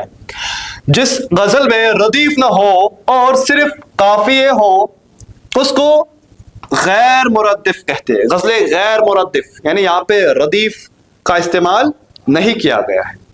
میں نے پہلے ہی بولا ردیف ہو بھی سکتا ہے، نہیں بھی ہو سکتا ہے، قافیہ کو ہونا ضروری ہے غزل میں، یہ غزل کی حیت ہے، تکنیک ہے کہ غزل میں قافیہ کو ہونا ضروری ہے، ردیف ہو بھی سکتا ہے، نہیں بھی ہو سکتا ہے، غزل میں مطلع کا ہونا ضروری ہے، غزل میں مقطع کا ہونا ضروری ہے، حسن مطلع ہو بھی سکتا ہے، نہیں بھی ہو سکتا ہے، ٹھیک ہے؟ تو چلیے، وہ بحر اور ردیف و قافیہ جس کے لحاظ سے غزل کہی جاتی ہے اسے غزل کی زمین کہتے ہیں، یہ بھی بہت ہی زیادہ امپورٹنٹ ہے۔ ہم اکثر کہتے ہیں غزل کی زمین کیا ہے، تو وہ کیا ہوتا ہے کہ غزل کس بحر میں لکھی گئی ہے، بحر وزن، یعنی کس وزن میں لکھی گئی ہے، کس بحر میں لکھی گئی ہے، بحر رمل ہے، بحر متقارب ہے، ٹھیک ہے؟ تو کئی سارے بحریں ہیں جس کے تحت ہم پوری غزل لکھتے ہیں، ٹھیک ہے؟ اور اس کے ساتھ ساتھ ردیف اور قافیہ کون سا ہم نے استعمال کیا ہے، ان تینوں چیزوں کو ملا کر اس کو ہم کہتے ہیں غزل کی زمین۔ سمجھ آ رہی ہے بات بیٹا؟ شاباش۔ یہاں تک غزل کی ہم نے سب سے پہلے تعریف دیکھی اور اس کے بعد غزل کی تکنیک دیکھی، اب ہم غزل کی تاریخ کی اور آتے ہیں کہ غزل کی تاریخ کیا ہے، کہاں سے اس کی شروعات ہوئی ہے، ٹھیک ہے بیٹا؟ تو غزل کی ابتدا عربی قصیدے کے جس حصے سے ہوئی ہے اسے تشبیب کہتے ہیں۔ میں نے بیٹا آپ کو پہلے ہی بولا کہ غزل جو ہے یہ دراصل عربی صنف تھی، وہاں سے آئی ہے، اور عرب میں چونکہ قصیدے لکھے جاتے تھے اور اس کا جو آغاز ہوتا ہے غزل کا وہ قصیدے کے ایک جز سے ہوتا ہے جس کو ہم تشبیب کہتے ہیں. یعنی بیٹا جو قصیدہ ہم لکھتے ہیں اس میں جو پہلے اشعار جو ہم بیان کرتے ہیں جو حسن و عشق کے بارے میں ہوتے ہیں، موسم بہار کے بارے میں کئی آپ نے قصیدوں میں پڑھا ہوگا، موسم بہار کے بارے میں ہوتے ہیں، تو اس کو ہم کہتے ہیں تشبیب. چونکہ اس میں حسن و عشق کے بارے میں بات ہوتی ہے، وہیں سے غزل کا آغاز ہوتا ہے. سب سے پہلے اگر ہمیں غزل کی نقوش کو ڈھونڈنا ہوگا وہ ہم کہاں سے ڈھونڈتے ہیں؟ قصیدے کے جز تشبیب سے. غزل کہاں سے نکلی ہے؟ قصیدے کے ایک جز تشبیب سے نکلی ہے. بہت اچھے. اس کے بعد دیکھیے بیٹا تشبیب، فارسی شاعری نے اسے بہت شہرت دی. دیکھو بیٹا غزل اگر عرب میں پیدا ہوئی ہے مگر فارسی شعراء نے غزل میں بہت محنت کی اور غزل فارسی شاعری کی وجہ سے اسے شہرت پائی، مشہور ہو گئی. اس کے بعد دیکھیں 11ویں صدی کے آتے آتے، جو ہی 11ویں صدی شروع ہونے لگی، آتے آتے ایک مشہور صنف بن گئی ہے. یعنی غزل اب مشہور صنف بن گئی 11ویں صدی کے آتے آتے. فارسی کے ذریعے یہ کئی زبانوں تک پہنچی. یعنی غزل جو ہے فارسی میں لکھی جاتی تھی اور پھر یہ دھیرے دھیرے کئی زبانوں میں چلی گئی. آج آپ دیکھتے ہو کشمیری میں بھی غزل لکھی جاتی ہے، آج آپ دیکھتے ہو اردو میں بھی ہم لکھتے ہیں. تو بنیاد فارسی رہی ہے کیونکہ فارسی میں اس کو شہرت ملی ہے، فارسی میں مشہور ہوئی ہے، وہاں سے الگ زبانوں میں آئی. شاباش. اس کے بعد جن میں ترکی، یعنی ترکی زبان میں بھی آج غزل لکھی جاتی ہے اور اردو سب سے زیادہ اہم ہے. اگر آپ دیکھو گے غزل کہاں پہ زیادہ لکھی جاتی ہے، کس زبان میں لکھی جاتی ہے، تو سب سے زیادہ ترکی اور اردو زبان میں. اردو غزل کی تاریخ لگ بھگ 400 سال پر پھیلی ہے. دیکھو بیٹا یہ لمبی کافی طویل راستہ رہا ہے غزل کا. کہاں سے ہے؟ 400 سال اس کی تاریخ ہے، پرانی تاریخ 400 سال. قلی قطب شاہ، ولی اور سراج اورنگ آبادی دکن کی نمائندہ غزل کو شاعر ہے. دیکھیں بیٹا غزل جب اردو ادب میں آئی کو پتا ہونا چاہیے قلی قطب شاہ پہلے اردو ادب کی صاحب دیوان غزل کو شاعر گزرے ہیں. دیکھیں بیٹا یہ قلی قطب شاہ جو ہے اس کے بعد ولی آئے. جب ولی نے اپنا دیوان دلی میں لایا تو فارسی جو شعراء تھے وہ چونک گئے، کیا اس گری پڑی زبان جو اردو ہے اس میں بھی شاعری کی جا سکتی ہے؟ اس طریقے سے یہ جو شعراء جنہوں نے بنیاد رکھی غزل کی اردو ادب میں، ان کے بعد سراج اورنگ آبادی، یہ دکن میں تھے، یہ دکن میں شاعری کرتے تھے، دکن کی نمائندگی کرتے تھے. ٹھیک ہے نا. اس کے بعد ہم آتے شمال کی اور جہاں پر میر تقی میر آتے ہیں. تو آپ کو پتا ہے اردو شاعری میں دکن اور شمال یہ دونوں جگہیں جو ہے یہاں پہ شاعری ہوتی تھی. ٹھیک ہے نا. دکن میں شاعری ہوتی تھی اور شمال میں شاعری ہوتی تھی. تو دکن کے ہم نے شعراء دیکھے کون کون تھے، بنیادی شعراء جن نے غزل کی شروعات کی اردو ادب میں. اس کے بعد جب یہ شمال میں آئی تو میر تقی میر، درد، مصفی، آتش، مومن اور غالب بڑے بڑے شاعر آئے. اب ٹھیک ہے نا، جنہوں نے غزل کو پروان چڑھایا، اردو ادب میں غزل کو اونچائی بخشی، پروان چڑھایا. ٹھیک ہے نا. اہم ترین شاعر شمار ہوتے ہیں، یعنی یہ سارے جو شعراء ہے ٹھیک ہے نا غزل کے بہت ہی اہم ترین شعراء ہے جن نے غزل کو جو ہے نا غزل میں روح بخشی، اس کو پروان چڑھایا اردو ادب میں. ٹھیک ہے. علامہ اقبال اس کے بعد آتے ہیں، فراق آتے ہیں، فیض زبردست شاعر. ٹھیک ہے نا. جدید غزل کو شاعر ہے. ٹھیک ہے. یہ جدید انہوں نے جدید جو ہے نا جدیدیت کا لبادہ جو ہے نا پہنا اور جدیدیت کی شاعری، جدید دور کی شاعری انہوں نے کی. رسا جاویدانی، شہزور کاشمیری ہمارے کشمیر کے شاعر، رسا جاویدانی ہمارے شاعر. ٹھیک ہے نا. انہوں نے بھی میں نے کہا تھا کہ ہمارے جو ہے نا ریاست میں بھی کئی ایسے شعراء گزرے ہیں جن نے ہمارے جو ہے نا ہمارے سر کو فخر کا تاج بخشا. ٹھیک ہے نا. تنہا انصاری ہے، میر غلام رسول ناز کی یہ بھی یہ سارے جو ہے کشمیر کے شعراء ہیں جنہوں نے کشمیر میں اردو غزل لکھی. شوریدہ کاشمیری، ٹھیک ہے، حامد کاشمیری، حکیم منظور، عرش صہبائی، عابد مناوری، یہ آپ نے پڑھے ہیں 9th کلاس میں، آپ نے پڑھا ہے عابد مناوری، ٹھیک ہے. غلام رسول نازکی، ان کے بارے میں آپ نے پڑھا ہوگا. فرید پربتی، میرے استاد کے استاد. اس کے بعد حبیب رضوی اور رفیق راز، یہ ابھی لکھ رہے ہیں. رفیق راز صاحب، اللہ تعالیٰ ان کی عمر دراز کرے. اس کے ساتھ ساتھ کشمیر کے نمائندہ غزل گو شعراء ہے، اور بھی رفیق راز کے علاوہ اور بھی ایسے نذیر آزاد صاحب ہے، شفق سوپوری صاحب ہے، میرے استاد گزرے ہیں وہ. تو یہ سارے جو شعراء ہیں ابھی شاعری کر رہے ہیں. ان کے علاوہ اور بھی نوجوان شعراء ہماری ریاست میں، آپ نے دیکھا ہوگا حال ہی میں میرے جو عزیز دوست ہے پرویز گلشن صاحب، ان کو جو ہے نا نوازا گیا تھا ٹیلنٹ ہنٹ کمپٹیشن میں.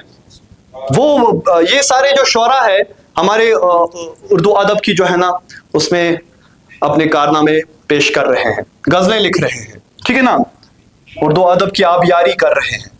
تو اس طریقے سے ہم نے یہ غزل کا جو مضمون ہے یہاں پہ اختتام ہوتا ہے.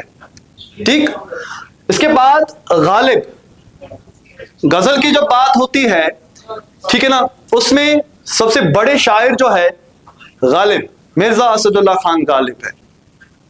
ٹھیک ہے بیٹا. تو ان کی حالات زندگی، جیسے ہم نے میر امن کے بارے میں پڑھا، پہلے حالات زندگی اور اس کے بعد ادبی خدمات ہم نے پڑھے اس کے. تو سب سے پہلے ہم دیکھیں گے حالات زندگی.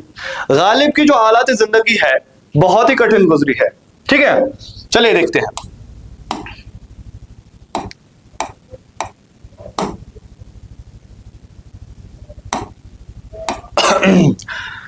مرزا غالب کا اصل نام مرزا اسد اللہ خان غالب تھا.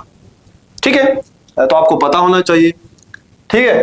نجم الدولہ، دبیر الملک، دو خطابات تھے جو مرزا غالب کو ملے ہیں.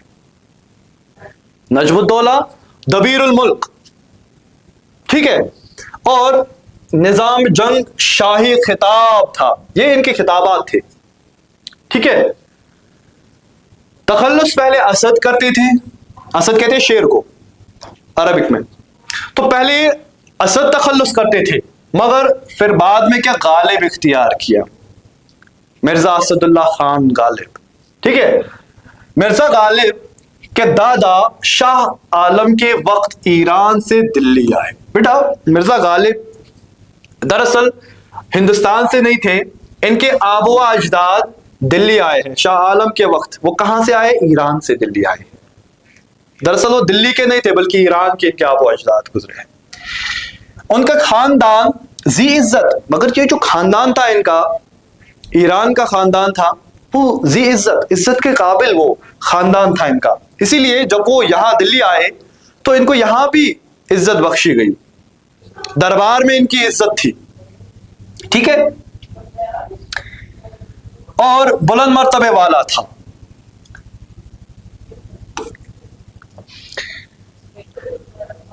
شاباش. جس مرزا کو، جس پر کیا تھا، جس پر مرزا کو بڑا ناز تھا، یعنی خاندان ان کا عزت والا تھا، اس پر مرزا غالب کو ناز تھا کہ میرا خاندان جو ہے وہ عزت والا خاندان ہے. ٹھیک ہے. مرزا غالب آگرہ میں 1797 عیسوی میں پیدا ہوئے ہیں. 1797 عیسوی میں کہاں پہ پیدا ہو گئے ہیں؟ آگرہ میں بیٹا پیدا ہو گئے ہیں. ان کے والد عبداللہ بیگ خان آصف الدولہ کے زمانے میں لکھنؤ آئے. ان کے والد جو ہے وہ آصف الدولہ خان کے زمانے میں کہاں آئے تھے؟ لکھنؤ آئے تھے. اور نام کیا تھا ان کا والد کا؟ عبداللہ بیگ خان. ٹھیک ہے.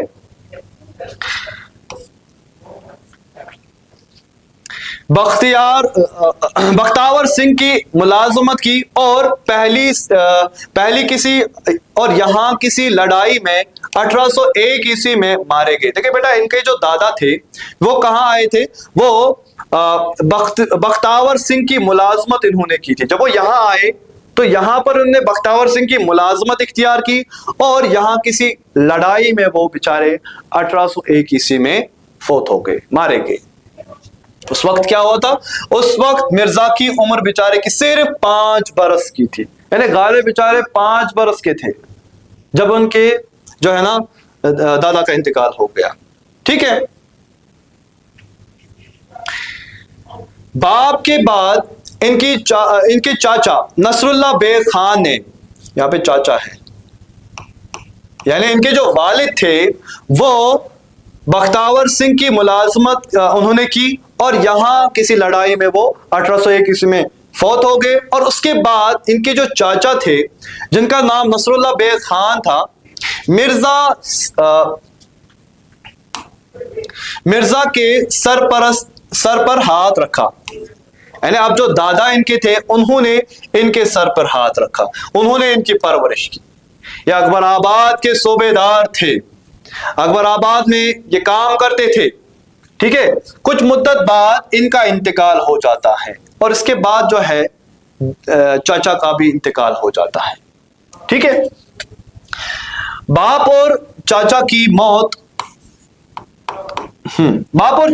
موت کی وجہ سے غالب بچپن ہی میں بڑی حد تک تنہا رہ گئے. دیکھیں بیٹا، یہ غالب جو ہے جب ان کے والد کی موت ہو گئی اور اس کے بعد چاچا کی بھی موت ہو گئی، اب یہ بیچارے تنہا رہ گئے. ٹھیک ہے. کوئی سہارا ان کے پاس نہیں تھا. بعد میں ان کی پرورش ان کے نانا نے کی، ننیال والوں نے کی. ٹھیک ہے. تعلیم مکمل نہ ہو سکی اور 13 سال کی عمر میں شادی کرائی گئی اس کی. ٹھیک ہے نا. دیکھیے بیٹا، ان کی جو شادی ہے وہ کتنے برس کی عمر میں؟ صرف 13 سال کی عمر میں ان کی شادی ہو گئی. ٹھیک ہے. غالب شادی سے کچھ عرصے بعد آگرہ سے دلی آ گئے. جب انہوں نے شادی کی اور کچھ وقت گزرنے کے بعد وہ آگرہ سے دلی آ گئے اور آخری دم تک پھر دلی میں ہی رہے. آخری دم تک. حالانکہ اس کے بعد لڑائیاں ہوئی، جھگڑے ہوئے دلی میں، مگر کچھ شعراء دلی چھوڑ کر لکھنؤ چلے گئے، مگر غالب جو ہے وہ دلی میں ہی رہے. ٹھیک ہے. ان کے آخری دن لمبی بیماری کی وجہ سے تکلیف میں گزرے اور آخر کار 83 برس کی عمر میں 1869 عیسوی میں انتقال ہو. ٹھیک ہے نا. تو آخر پہ ان کی جو عمر تھی، آخری عمر جو تھی، وہ ان کے لیے بہت ہی زیادہ تکلیف دہ تھی، اور آخر کار 89 ایئرس کے وہ ہو گئے اور ان کا انتقال ہو گیا. یہ ان کی حالات زندگی تھی. اس کے بعد غالب کے ادبی خدمات. غالب کو اردو کے بڑے شاعروں میں شمار کیا جاتا ہے. یہ سب کو پتا ہے کہ غالب اردو کا بڑا شاعر تھا، جو اردو شاعری پر غالب تھا. تو غالب جو ہے ان کو اردو شاعری کا ایک بڑا شاعر سمجھا جاتا تھا. فارسی شاعری میں بھی ان کا رتبہ بلند ہے. دیکھیں بیٹا، آپ کو یہ پتا ہوگا کہ غالب جو ہے وہ پہل فارسی میں شاعری کرتے تھے. فارسی میں ان کا بہت کلام ہے، آج بھی آپ دیکھ سکتے ہیں. ٹھیک ہے. تو ان کا ایک رتبہ تھا فارسی شاعری میں، اور وہ سمجھتے تھے کہ اردو گری پڑی زبان ہے، اس میں کیا شاعری ہوتی ہے. ٹھیک ہے نا. مگر آج آپ دیکھتے ہو کہ غالب اگر کسی وجہ سے مشہور ہے تو وہ اردو کے ایک دیوان کی وجہ سے ہی مشہور ہے. ان کا صرف اردو میں ایک ہی دیوان ہے جس کی وجہ سے وہ اردو میں مشہور ہے، اردو شاعری میں مشہور ہے. تمام عمر غیر معمولی دلچسپی اس زمانے سے لیتے رہے. تمام عمر غیر معمولی دلچسپی اس زبان سے لیتے رہے. یعنی انہوں نے غیر دلچسپی دکھائی کہ یہ کوئی معمولی زبان ہے، اس میں کیا شاعری ہو سکتی ہے اردو میں. ٹھیک ہے. مگر غالب نے اردو میں بہت کم کہا ہے، کیونکہ انہوں نے زیادہ تر فارسی زبان میں شاعری کی. اردو میں تو انہوں نے بہت کم کہا ہے. لڑکپن اور جوانی کا بہت سا اردو کلام انہوں نے اپنے دیوان میں شامل بھی نہیں کیا. یعنی جب وہ کم سن تھے تو اس زمانے میں جو انہوں نے شاعری کی تھی، انہوں نے وہ سارا جو اس میں کلام تھا اس میں سے بہت ہی کم کلام ہے جو انہوں نے شائع کیا. زیادہ تر جو کلام ہے وہ انہوں نے حذف کیا، وہ انہوں نے شائع نہیں کیا. اس طرح ان کا اردو کلام ان کی فارسی کلام سے بہت کم ہے. اسی وجہ سے ہم دیکھتے ہیں کہ ان کا اردو کلام جو ہے بہت کم ہے، ایک ہی دیوان ہے.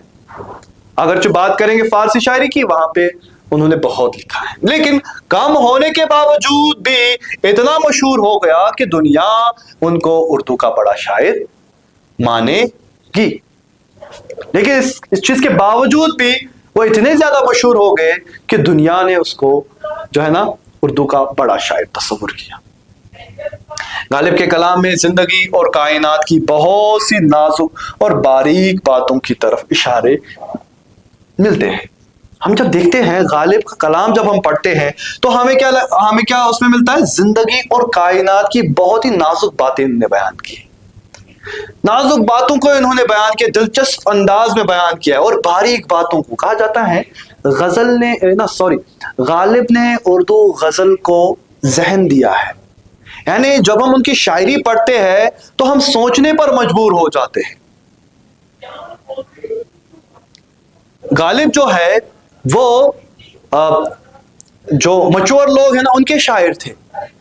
غالب عام لوگوں کو سمجھ میں آنے والے شاعر نہیں تھے، ٹھیک ہے؟ خیال میں ندرت، نیاپن، یعنی ہمیشہ جب بھی غالب نے شاعری کی تو نئے انداز سے وہ شاعری کرتے تھے، اور بلندی کی کو انہوں نے اپنا حصہ بنا لیا۔ یعنی وہ نئے طریقے سے نئے انداز میں شاعری کرتے تھے، نئے موضوعات کو شاعری میں شامل کیا ہے۔ اس طریقے سے ان کا رتبہ بلند ہو گیا۔ ان کے یہاں جدید اور پاکیزہ تشبیہات کام میں لائی گئی ہے۔ انہوں نے کیا کیا ہے؟ انہوں نے جدید اور پاکیزہ تشبیہات کو استعمال کیا ہے، جدید نئے تشبیہات کو وضع کیا ہے، ٹھیک ہے؟ اور بڑے بڑے مضمون نہایت اختصار کے ساتھ ایک شعر میں نظم کر دیتے ہیں۔ یعنی غالب اتنی مہارت رکھتے تھے کہ وہ بڑے بڑے مضمون کو ایک شعر میں باندھتے تھے، ٹھیک ہے؟ ان کے کلام میں معنویت اور بلندی عام سطح سے بے حد بلند ہے۔ یعنی ان کا جو کلام ہے اس میں معنویت ہے، اس میں معنی کی جو ہے نا گہرائی ہے، اس میں بلند معنی ہے، گہرے معنی ہے اس میں، اور کی سطح بے حد بلند ہے۔ یعنی وہ اس طریقے سے شاعری کرتے تھے کہ کہا جاتا نا ان کی شاعری میں تہ در معنی چھپے ہوتے ہیں۔ جب آپ ایک بار ان کا شعر پڑھو گے تو آپ کو ایک بات سمجھ میں آ جائے گی، اور جب آپ دوسری بار پڑھو گے آپ کو کوئی اور بات سمجھ میں آ جائے گی۔ ان کی شاعری تہدار ہوتی تھی، اسی لیے ان کی شاعری میں کہا گیا ہے معنویت ہے، اس میں معنی خیز ان کے شعر ہوتے تھے، ان کے اشعار ہوتے تھے، ٹھیک ہے؟ اس کے بعد ہم حصے اردو قواعد و انشاء کی اور اب چلتے ہیں۔ حصے قواعد و انشاء میں آپ جو ہیں آپ پڑھیں گے، اس میں سب سے پہلے قواعد میں حرف اور اس کی اقسام۔ حالانکہ یہاں پہ میں نے چھ حروف کو بیان کیا ہے، ٹھیک ہے نا؟ تو ہم پڑھتے ہیں ایک ایک کر کے۔ آپ کو پتا ہے، دیکھیں جب ہم کلمہ کو پڑھتے ہیں تو کلمہ کی 3 اقسام ہے۔ آپ نے پڑھا ہوگا کلمہ کی 3 اقسام ہے، کون کون سی ہے؟ اسم ہے، فعل ہے اور حرف ہے، ٹھیک ہے؟ تو حرف کیا ہے؟ آپ یہ بات سمجھنے کی آپ کوشش کیجئے بیٹا۔ حرف نہ ہی اسم ہوتا ہے نہ ہی فعل ہوتا ہے، تو حرف کیا ہوتا ہے وہ ہم دیکھتے ہیں۔ حرف وہ کلمہ جو نہ کسی کا نام ظاہر کرے، یعنی یہ اسم نہیں ہوتا ہے، یا نہ کسی مصدر سے مشتق ہو، نہ یہ کوئی مصدر ہوتا ہے نہ فعل ہوتا ہے، بلکہ اس کو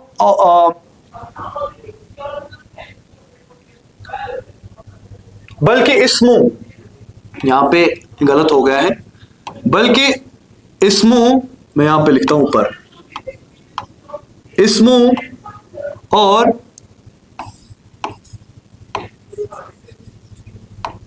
فعل کو ملاتا ہو، اس کو حرف کہتے ہیں۔ یعنی حرف کیا ہوتا ہے؟ نہ ہی یہ اسم ہوتا ہے نہ ہی یہ مصدر سے مشتق ہوتا ہے، بلکہ اسم اور فعل کو ملانے کا کام کرتا ہے۔ سمجھ آ رہی ہے بات؟ کتاب میز پر ہے، کتاب اسم ہے، میز اسم ہے، 2 اسموں کو ملانے کا کام کر رہا ہے پر، تو پر یہاں پہ حرف ہے۔ احمد کی کاپی، احمد اسم ہے کاپی، اسم ہے کی یہاں پہ حرف ہے. تو یہ جو ہے نا دو اسموں کو ملانے کا کام، دو افعال کو ملانے، فعل کو ملانے کا کام جو کرتے ہیں، اسم اور فعل کو ملانے کا جو کام کرتے ہیں وہ حروف کہلاتے ہیں. حروف استفہام وہ حروف جو سوال پوچھنے کے لیے استعمال ہوتے ہیں. کو پتا ہے حروف استفہام کون سے حروف ہوتے ہیں؟ جو سوال پوچھنے کے لیے استعمال ہوتے ہیں، جیسے کون، کہاں، کس، ہاں، کس طرح وغیرہ وغیرہ. اس کے بعد اب دیکھیے حرف نفرین، کہ اگر آپ لفظ کی اور دھیان دو گے یہ وہیں سے بتاتا ہے. نفرین یعنی نفرت، یعنی وہ حروف جو نفرت کے موقع پر بولے جائیں، نفرت کے موقع پر جو حرف ہم استعمال کرتے ہیں، جیسے چھی چھی، لعنت، توف، توبہ توبہ، تھو تھو وغیرہ. جب نفرت کا اظہار ہم کو کرنا پڑتا ہے تو ہم حرف نفرین کا استعمال کرتے ہیں. اسی طریقے سے حرف جزا وہ حروف جو جزا یعنی شرط کے بدلے، اکثر ہم دیکھتے ہیں حرف شرط و جزا ایک ساتھ آتے ہیں. پہلے میں شرط ہوتی ہے اور شرط کا جواب جب ہم دیتے ہیں اس کے لیے جو حرف ہم استعمال کرتے ہیں اس کو ہم کہتے ہیں حرف جزا. شرط کیا ہے؟ جیسے میں بولوں گا، میں آپ کو اگزامپل کے ذریعے سمجھانے کی کوشش کروں گا. اگر تم اسکول آؤ گے تو تم پاس ہو جاؤ گے. اگر میں نے استعمال کیا وہاں پہ تو وہ ہے حرف شرط، اور تو یہاں پہ حرف جزا ہو گیا کیونکہ وہ شرط کے جواب میں نے استعمال کیا ہے. جیسے یہاں پہ تو ہے. اگر تم اچھے سے پڑھو گے تو تم امتحان میں پاس ہوگے. اگر وہاں پہ حرف شرط ہوگا تو جواب میں ہم نے حرف استعمال کیا تو وہاں پہ حرف جزا ہوگا. اسی طریقے سے سو کا استعمال، اسی طریقے سے تب، جب تم یہاں آؤ گے تب تم کچھ سیکھو گے. جب وہاں پہ حرف شرط ہو گیا اور تب یہاں پہ کیا بن گیا؟ حرف جزا. سمجھ آ رہی ہے بات؟ اسی کے بعد حرف علت.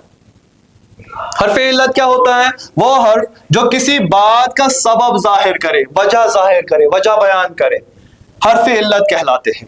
جیسے کیونکہ میں آج اسکول نہیں آ پایا کیونکہ میں بیمار تھا. وجہ میں نے ظاہر کی، سبب میں نے بتایا نا، میں آج اسکول نہیں آ پایا، کیوں نہیں آ پائے اس کے لیے میں نے وجہ بیان کی، اور میں نے حرف علت کا استعمال کیا کیونکہ میں بیمار تھا. اسی طریقے سے تاکہ، لہذا، پس، چونکہ، یہ سارے حروف جو ہے حرف علت کہلاتے ہیں. اس کے بعد دیکھیے بیٹا حرف شرط کیا ہوتا ہے؟ حرف شرط جو میں نے بولا ابھی، جزا اور شرط یہ ایک ساتھ استعمال ہوتے ہیں. وہ حروف، یہاں پہ واو ہے، حروف، ہاں، وہ حروف جن سے کسی شرط کا اظہار ہو، یعنی جن سے آپ کوئی شرط ظاہر کرے. اگر تم پڑھو گے تو یہاں پہ میں نے شرط رکھی، اگر تم پڑھو گے تو امتحان میں پاس ہوگے. شرط میں نے حرف شرط اگر کا استعمال کیا، اگر تم پڑھو گے تو امتحان میں پاس ہو جاؤ گے. بیٹا آپ سمجھ پا رہے ہوں گے. اسی طریقے سے جب تم امتحان کی تیاری کرو گے تب تمہارے امتحان کا نتیجہ اچھا نکلے گا. ٹھیک ہے نا؟ اسی طریقے سے جو، ورنہ وغیرہ کا استعمال ہم کرتے ہیں. اسی طریقے سے ایک اور حرف ہے حرف تعجب. تعجب، چونکنا. ٹھیک ہے نا؟ وہ حروف جو کسی تعجب یا حیرانگی، جہاں پہ آپ حیران ہوتے ہو، حیرانگی کو ظاہر کرنے کے لیے جو حروف استعمال ہوتے ہیں، حیرانگی کے موقع پر جو استعمال ہوتے ہیں، جیسے اللہ اکبر. ٹھیک ہے؟ اسی طریقے سے لا حول ولا قوت. ٹھیک ہے؟ جب کوئی آپ کے سامنے کوئی بڑی چیز ہوتی ہے تو آپ حیران ہو جاتے ہو، اللہ اکبر، یہ بڑی چیز ہے. تو چونکنے کے موقع پر یا حیرانگی کے موقع پر آپ اس کو استعمال کرتے ہو. جب آپ کے سامنے کوئی برا واقعہ پیش آتا ہے تو آپ کیا کہتے ہو؟ لا حول ولا قوت. ٹھیک، اس طریقے سے یہ جو حروف ہے یہ استعمال ہوتے ہیں. ہم نے سمجھا حرف استفہام جو سوال کے لیے استعمال کیے جاتے ہیں، حرف نفرین جو نفرت کے موقع پر استعمال ہوتے ہیں، حرف جزا جو شرط کے जवाब में जो हरूफ इस्तेमाल होते हैं, इसी तरीके से हर्फ इल्लत जहाँ पे कोई वजह या सबब बयान करनी हो, इसी तरीके से हर्फ शर्त जहाँ पे कोई शर्त रखी गई हो जिन हरूफ से हम जिनसे किसी शर्त का इजहार होता है, इसी तरीके से हर्फ ताज्जुब वो हरूफ जो किसी ताज्जुब हैरानगी के मौके पर हम इस्तेमाल करते हैं। तो ये हरूफ जो है, चंद हरूफ हमने यहाँ पे पढ़े। मुझे उम्मीद है कि आपको इम्तिहान में यहाँ से कोई ना कोई सवाल जरूर आएगा, ठीक है। इसके बाद देखिए बेटा, इसके बाद खुतूत निगारी, बहुत ही ज्यादा इंपॉर्टेंट। अगर आप इम्तिहान की तैयारी कर रहे हैं तो खुतूत निगारी का सवाल जो है आपको आसानी से कम से कम 5 नंबर तो देगा। इसीलिए खुतूत निगारी जो है ना, आप समझने की कोशिश कीजिए कि खुतूत हम किस तरीके से लिखते हैं। मैं आज आपको समझाऊंगा कि खुतूत क्या होते हैं, ठीक है ना, खुतूत के अज्जा क्या होते हैं, और उसके बाद हम देखेंगे खुतूत किस तरीके कितने अकसाम हैं, जैसे निजी और दफ्तरी, उनके अलग अलग से जो है ना किस तरीके से लिखे जाते हैं, वो हम आज इस वीडियो में देखेंगे। खुतूत के जरिए सबसे पहले खुतूत होते क्या है। खुतूत के जरिए हम एक दूसरे के ख्यालात और खैर व आफियत से वाकफियत हासिल करते हैं, वाकिफ होते हैं। यानी पिछले जमाने में अगर आप देखोगे खुतूत क्यों लिखे जाते थे, ताकि एक दूसरे के बारे में हमें वाकिफियत हासिल हो, एक दूसरे के बारे में हमें मालूमात हासिल हो, ठीक है, चाहे वो फिर निजी खत हो या दफ्तरी खत हो, ठीक है। आप देखिए बेटा, खुतूत निगारी जो है, खुतूत निगारी में 2 चीजें होती है। एक कातिब, कातिब कहते हैं खुतूत लिखने वाले को, खत लिखने वाले को, लिखने वाले को क्या कहते हैं, कातिब। खत लिखने वाले को कातिब कहते हैं, और मकतूब इलैहि जिसके लिए हम खत लिखते हैं, ठीक है। खत लिखा जाए जिसको हम खत लिखते हैं, इसको कहते हैं मकतूब इलैहि, ठीक है बेटा। अब खुतूत निगारी की जहां तक बात होती है तो इसमें 2 खुतूत ये बहुत ही जरूरी है, इंपॉर्टेंट है, निजी और दफ्तरी खुतूत। निजी खुतूत किसको कहते हैं और दफ्तरी खुतूत किसको कहते हैं, इनको समझने से पहले हमें यह समझना है कि खत के अज्जा क्या होते हैं। बेटा खत के अज्जा, अज्जा कहते हैं जुज को, ठीक है, यानी पार्ट, कोई हिस्सा। खत हम लिखते हैं, उसके कुछ हिस्से होते हैं, उनको क्या कहते हैं, वो क्या होते हैं, वो हम पढ़ेंगे इस सबक में। तो सबसे पहले खत के जो अज्जा है उसमें हम देखते हैं, सबसे पहले जो ऊपर होती है उसको हम हेडिंग कहते हैं, और जिसको हम पेशानी कहते हैं। पहला जुज,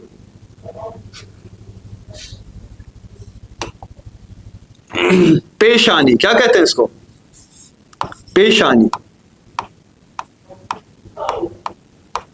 पेशानी। उसके बाद पेशानी जब हम मुकम्मल करते हैं, उसके बाद क्या आते हैं, अलकाब। उसके बाद आता है अलकाब, आता है यानी लकब, किस लकब से आप मकतूब इलैहि से मुखातिब हैं। उसके बाद इसको आप इंग्लिश में कहते हो बॉडी ऑफ द लेटर, नफ्से मजमून, नफ्से मजमून। तीसरा हो गया, और चौथा आखिर पे इख्तिताम या खातिमा।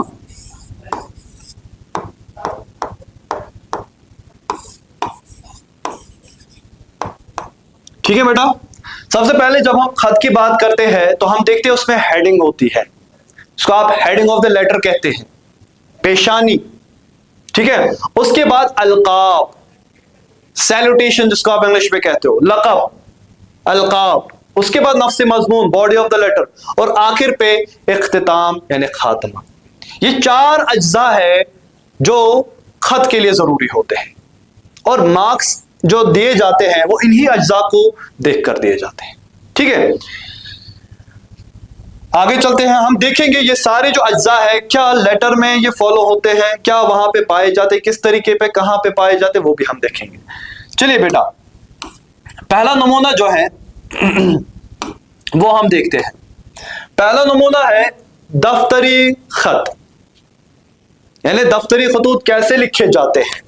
मैंने बोला खत के अज्जा है 4, उसमें सबसे पहले हमने पढ़ा पेशानी। यहां पे पेशानी क्या है, ये यहां पे पेशानी है, हेडिंग ऑफ द लेटर बेटा, जिसको आप कहते हो पेशानी, ठीक है। यानी पेशानी में आप क्या लिखते हो, जिनके बारे में आपको खत लिखना है। वक्त मत जनाब प्रिंसिपल साहब, अगर आपको प्रिंसिपल साहब के नाम पे खत आया है इम्तिहान में, पेश माफ करने की दरखास्त आई है, ठीक है ना, या आपको सौरा पुलिस स्टेशन के नाम लिखने, थानेदार के नाम लिखनी है खत, या किसी के बारे में भी, चाहे वो फिर पीएम हो, प्राइम मिनिस्टर हो, चीफ मिनिस्टर हो, उसके नाम आपको खत लिखनी है, बिल्कुल आप इसी फॉर्मेट पे लिखोगे। सिर्फ यहाँ पे नाम तब्दील होगा। यहाँ पे प्रिंसिपल है तो आप क्या लिखोगे वहां पे, थानेदार साहब, ठीक है, या सदर शोबे उर्दू या सदर शोबे अंग्रेजी, इस तरीके से आप लिख सकते हो। बखदमत जनाब प्रिंसिपल साहब, आपके स्कूल का जो नाम होगा, यहाँ पे मैंने एग्जाम्पल के लिए उस्मानिया स्कूल श्रीनगर, ठीक है। इस तरीके से आप शुरुआत करोगे दफ्तरी खतूत की, दफ्तरी खत की। हेडिंग में आप क्या लिखोगे, जिसके नाम आपको खत लिखनी है उसका पेशा क्या है, ठीक है, वो वहां पे लिखना है आपको। वो प्रिंसिपल है, वो थानेदार है, वो सदर शोबा है, वो मोहल्ले का सदर है, जो भी हो, जिसके बारे में आपको लेटर लिखनी है, वो आपको यहां पे लिखना है। और उसका एड्रेस फिर देना है इसमें। अगर वो प्रिंसिपल है तो किस स्कूल का प्रिंसिपल है, स्कूल का प्रिंसिपल है तो स्कूल कहां पे है, वो श्रीनगर में है। ये सारी चीजें इसमें आनी चाहिए पेशानी में। अगर आप थानेदार को लिख रहे हो तो थानेदार कहां का है, सौरा पुलिस स्टेशन का। सौरा पुलिस स्टेशन कहां है, श्रीनगर में। तो इस तरीके से आप लिख सकते हो। उम्मीद करता हूं आपको समझ आया होगा। इसके बाद हमने पढ़ा था दूसरा, ये पहला जुज है और दूसरा जुज है अलकाब, यानी लक़ब। एक बात मैं यहां पे भूल गया, दफ्तरी खत में आपको ये जानना जरूरी है कि दफ्तरी खत में हम जबान का लिहाज रखते हैं। जबान मुहज्जब होनी चाहिए। वहां पे आप जबान को जो है ना कोई गिरी पड़ी जबान का इस्तेमाल नहीं कर सकते हैं। वहां पे आपको जबान का लिहाज रखना है, ठीक है ना। तहजीब के दायरे में बात करनी है, जो भी आप बात करेंगे। सबसे पहले जुनाब आली, ठीक है।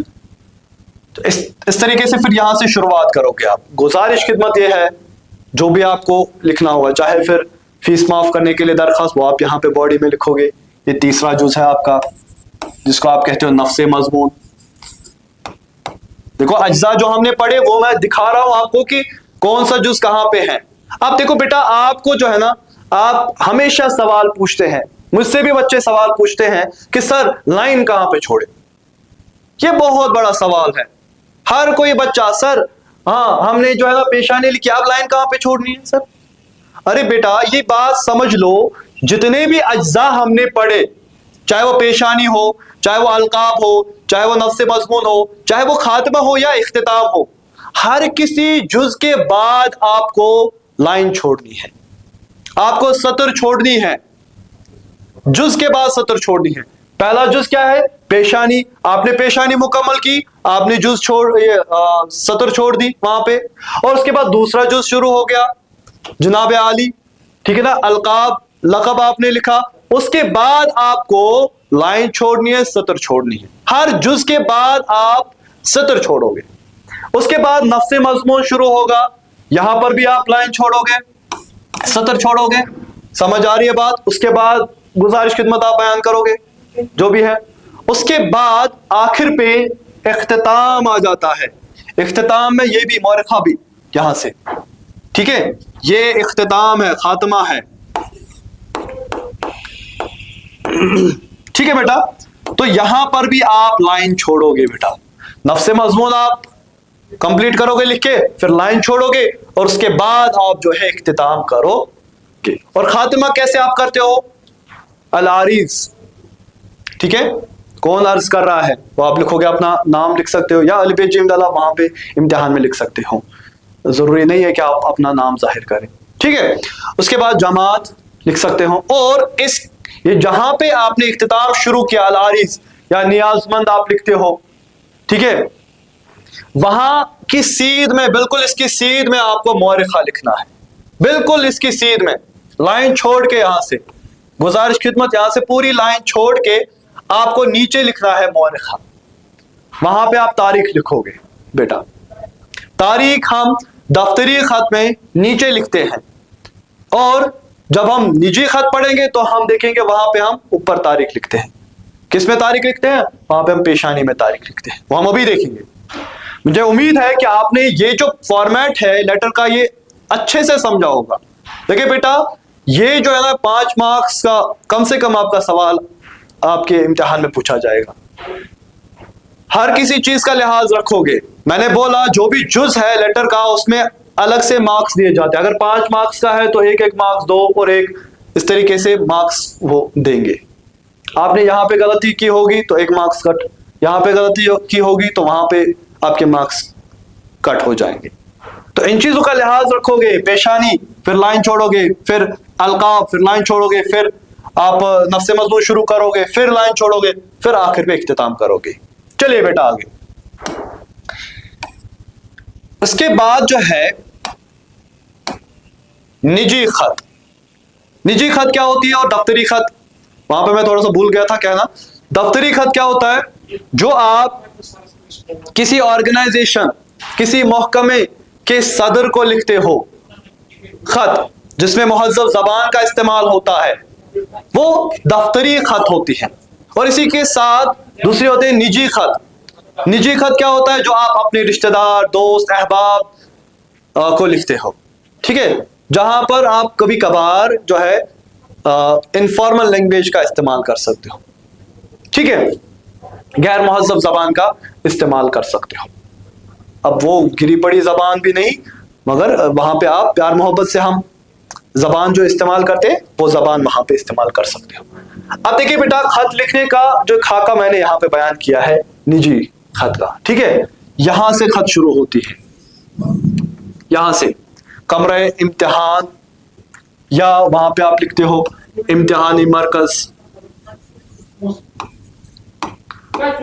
इम्तिहानी मरकज, ठीक है बेटा, या इम्तिहान हॉल वगैरह वगैरह आप जो भी लिखते हो। तो ये जो है बेटा, यहां से लेकर यहां तक तारीख तक, ये आपका आता है पेशानी वाला हिस्सा, पेशानी वाला हिस्सा, ठीक है बेटा, ये पेशानी वाला हिस्सा है। पेशानी में हम क्या लिखते हैं? सबसे पहले एड्रेस, पता लिखते हैं कि हम कहां से ये खत लिख रहे हैं। अगर दफ्तरी खत की बात की जाए तो वहां पे क्या होता है? वहां पे हम लिखते हैं कि हम किसको लिख रहे हैं खत, किसके नाम खत लिख रहे हैं, प्रिंसिपल के नाम है, थानेदार के नाम है, सदर शोबे के नाम है, वगैरह वगैरह। मगर यहां पे हम लिखते हैं कि हम कहां से खत लिख रहे हैं, ठीक है। इम्तिहानी मरकज, आमतौर पे आप इम्तिहान में ही लेटर लिखते हो तो आप वहां पे इम्तिहानी मरकज या इम्तिहान कमरे इम्तिहान लिखोगे। या अगर आप कभी घर में बैठे हो और दोस्त को खत लिखनी है तो आप अपने घर का एड्रेस लिख सकते हो, वहां पे घर का पता लिख सकते हो, ठीक है। उसके बाद तारीख। तारीख बेटा कैसे लिखते हैं वो देखिए बेटा। सबसे पहले हम तारीख में क्या लिखते हैं? आज की मैं लिखता हूं आज 16, आज की तारीख 16 नवंबर, 16 अक्टूबर,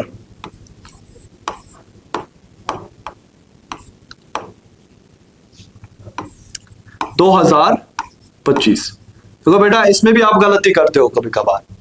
आप 16 लिखा आपने अक्टूबर, वहां पे आप 10 लिखते हो, 10, ऐसे वो सही नहीं है बेटा। आपको सीधे नाम लिखना है अक्टूबर, और इस तरीके से आपको 2025 और सना के साथ लिखना है, ठीक है। तो ये तारीख आप लिखोगे, तारीख लिखने की जरूरत नहीं है, यहां पे सीधे ऐसे लिखोगे आप।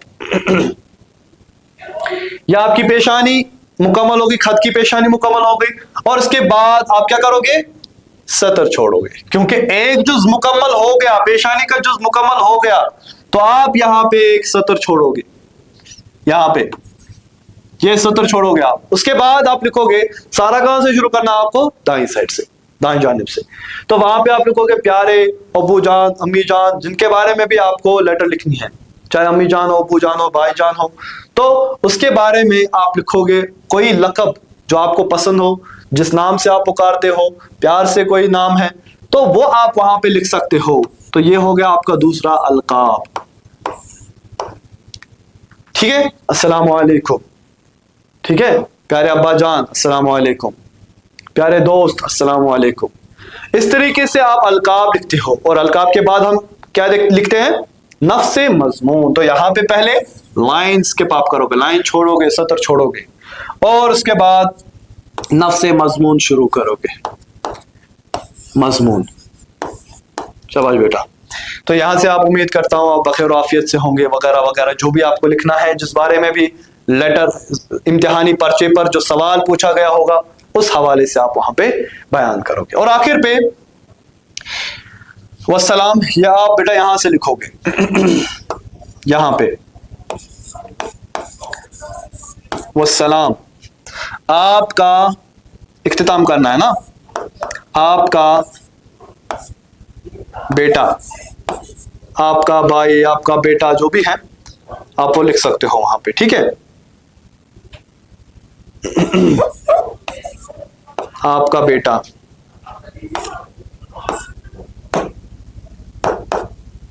आपका बेटा वगैरह वगैरह आप वहां पे लिख सकते हो। यहां पे कुछ नहीं लिखना है, या और नीचे अपना नाम, अलिफ बे जीम दाल। ठीक है, तो इस तरीके से आप जो है ये लिखोगे। ठीक है, अच्छा, ये गजल का नोट यहां पे आ गया।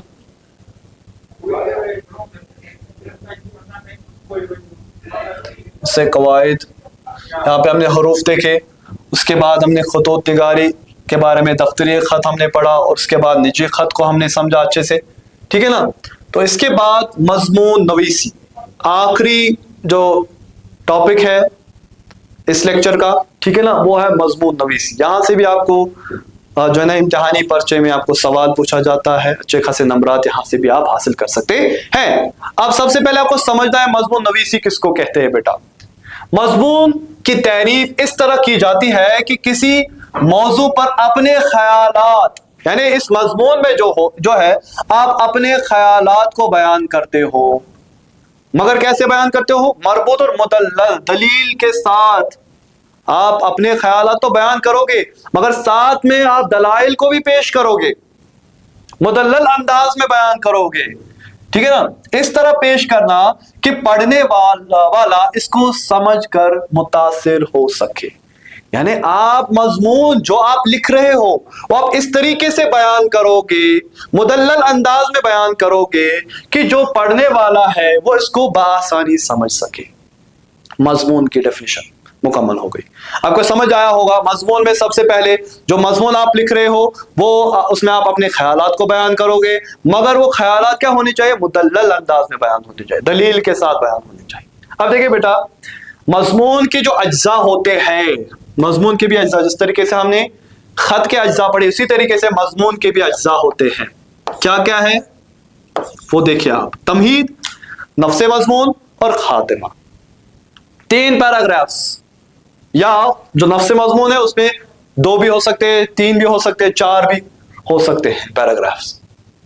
ठीक है, सबसे पहले तमहीद। तमहीद जिसको आप इंग्लिश में इंट्रोडक्शन, इंट्रो कहते हो, इंट्रोडक्शन, यानी आप मजमून जो बयान कर रहे हो वो किसके बारे में है। साइंस की बरकतें हैं तो साइंस की बरकतें आप उन्वान लिखोगे, तो साइंस की बरकतें उस बारे में आप जो है ना तमहीदी अल्फाज बयान करोगे, इंट्रोडक्शन दोगे। साइंस किसको कहते हैं, साइंस से हम क्या क्या बरकतें हमें हासिल हुई है, वो आप वहां पे सिर्फ बयान करोगे, सिर्फ लिखोगे, फिर बयान यहां पे होगा बेटा। साइंस से क्या क्या चीजें हमने हासिल की है, ٹھیک ہے, کیا برکتیں ہیں سائنس کی, وہ سارا جو ڈسکس ہوگا وہ نفس مضمون ہوگا. کیسے کیا ہو گیا, سائنس کی مدد سے ہم موبائل فون ہمارے ہاتھ میں آ گیا, ٹھیک ہے نا, اور موبائل فون کے کتنے فائدے ہیں. سائنس کی مدد سے جو ہے سائنس کیا کہتے ہیں اس کو, کئی ساری ترقی انسان نے حاصل کی ہے, چاند تک پہنچ گیا, کس طریقے سے پہنچا. آپ اس میں بہت جو ہے نا لکھ سکتے ہو دلائل کے ساتھ, ٹھیک ہے نا. چندریان کے بارے میں آپ لکھ سکتے ہو, ہندوستان نے چندریان کو جو ہے نا چندریان 3 وہ آسمان میں بھیجا کس طریقے سے وغیرہ. یہ سارا آپ کس میں لکھو گے, نفس مضمون میں لکھو گے. اور آخر پہ جو ہے خاتمہ, یعنی جو آپ مضمون بیان کر رہے ہو, سب سے پہلے اس کا انٹروڈکشن دینا ہے کہ مجھے بیان کس بارے میں کرنا ہے. انٹروڈکشن کا یہ مقصد ہے کہ تمہید کا یہ مقصد ہے کہ آپ عنوان کے بارے میں, یعنی سائنس کی برکتیں جو ہے اس کے بارے میں آپ لکھو گے کہ آپ بیان کیا کرنے جا رہے ہو. یہ تمہید ہوتی ہے کہ آگے جو آپ بیان کر رہے ہو, جو ایکسپلین آپ کر رہے ہو مضمون کو, وہ کس بارے میں آپ بیان کر رہے ہو. ٹھیک ہے, اس کے بعد نفس مضمون میں آپ وہ بیان کرو گے پورا, یہاں پہ بیانی انداز ہوگا, ٹھیک ہے. اور آخر پہ خاتمہ, خاتمہ میں آپ کیا کرو گے, خاتمہ میں آپ پورے مضمون کا جو ہے نا نچوڑ بیان کرو گے, ٹھیک ہے, یا پورے مضمون کا مقصد بیان کرو گے کہ یہ مقصد, یہ مضمون جو کس مقصد سے لکھا گیا تھا, ہمیں اس بارے میں کیا کرنا چاہیے. سمجھ آ رہی ہے بات. اب دیکھیں بیٹا, مضمون جو ہے اس میں آپ ایک ٹیکنیک کا استعمال کر سکتے ہو جس کو ہم کیا کہتے ہیں, اس کو ہم برین سٹارمنگ کی ٹیکنیک کہتے ہیں. سمجھ آ رہی ہے بات. تو برین سٹارمنگ میں آپ بیان کر سکتے ہو. اگر تعلیم کے بارے میں ہے, مضمون تعلیم کے بارے میں لکھنا ہے, تعلیم کی اہمیت, تو آپ بیان کرو گے, اس میں برین سٹارمنگ کرو گے, تھوڑا سا سوچو گے کہ تعلیم سے جڑی ہوئی کیا کیا خصوصیات ہیں. تعلیم سے انسان کے جو ہے نا نفسیات پہ کیا اثر پڑتا ہے, ٹھیک ہے. تعلیم سے انسان کی شخصیت پہ کیا اثر پڑ سکتا ہے. تعلیم سے سائنس کے شعبے میں کیا ترقی حاصل ہو گئی ہے, سائنسی شعبے میں کیا ترقی حاصل ہو چکی ہے. ٹھیک ہے, تعلیم کی وجہ سے ٹیکنالوجی کے شعبے میں کیا ترقی ہوئی ہے. تعلیم کی وجہ سے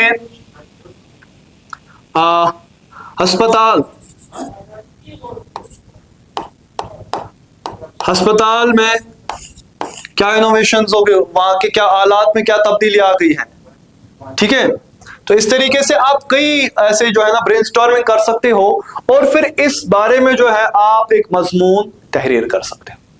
تمہید میں آپ بیان کرو گے, تمہید میں انہی چیزوں کے بارے میں آپ صرف ان کا نام لکھو گے وہاں پہ تمہید میں, کہ اس مضمون میں ہم دیکھیں گے نفسیات کے حوالے سے تعلیم یا شخصیت سائنسی شعبے میں اور ہسپتال وغیرہ میں کس طریقے سے تعلیم نے جو ہے نا تعلیم کے اثر سے کس طریقے سے ہم نے ترقی حاصل کی ہے. ٹھیک ہے, وہ تھوڑا سا وہاں پہ انٹروڈکشن دو گے, اور اس کے بعد وہ بیان آپ کہاں پہ کرو گے, نفس مضمون میں الگ سے اچھے سے. نفسیات کے بارے میں ایک پیرا آپ وہاں سے لکھ سکتے ہو, نفسیات کے بارے میں. شخصیت, ان دونوں کو مرج کر کے بھی آپ ایک پیرا لکھ سکتے ہو. اس کے بعد سائنس کے بارے میں ایک پیرا الگ سے لکھو گے نفس مضمون میں, کہ سائنس تعلیم کی وجہ سے سائنس میں کیا ترقی ہوئی ہے, اس طریقے سے آپ کیا اس میں کیا جو ہے نا ترقی ہم نے کی ہے. اس طریقے سے آپ یہ مضمون تخلیق کر سکتے ہو, اور آخر پہ اختتام میں آپ مقصد بیان کرو گے. تو بیٹا مجھے امید ہے کہ آپ نے آج کے لیکچر میں بہت کچھ سیکھا ہوگا, اور آپ نے جو ہے نا امتحان کے حوالے سے آپ جو ہے اب تیار ہو گئے ہوں گے اس لیکچر سیریز کی وجہ سے, جو ہم نے آغاز lecture series Rafi sir at 90 coaching centre سے جو ہم نے آپ تک پہنچائی ہے. مجھے امید ہے کہ آپ اس سیریز سے فائدہ اٹھاؤ گے. ٹھیک ہے, آپ اگر ان سوالات کو غور سے پڑھو گے, اچھے سے پڑھو گے, مجھے امید ہے کہ آپ امتحان میں سرخ رو ہو جاؤ گے, آپ امتحان میں اچھے نمبرات سے پاس ہو جاؤ گے. تو چلیے اللہ حافظ. مجھے پوری امید ہے, میں آپ کے لیے دعا گو ہوں کہ آپ پوری محنت کرو اور انشاءاللہ آپ اس امتحان میں کامیاب ہو جاؤ گے. اللہ حافظ.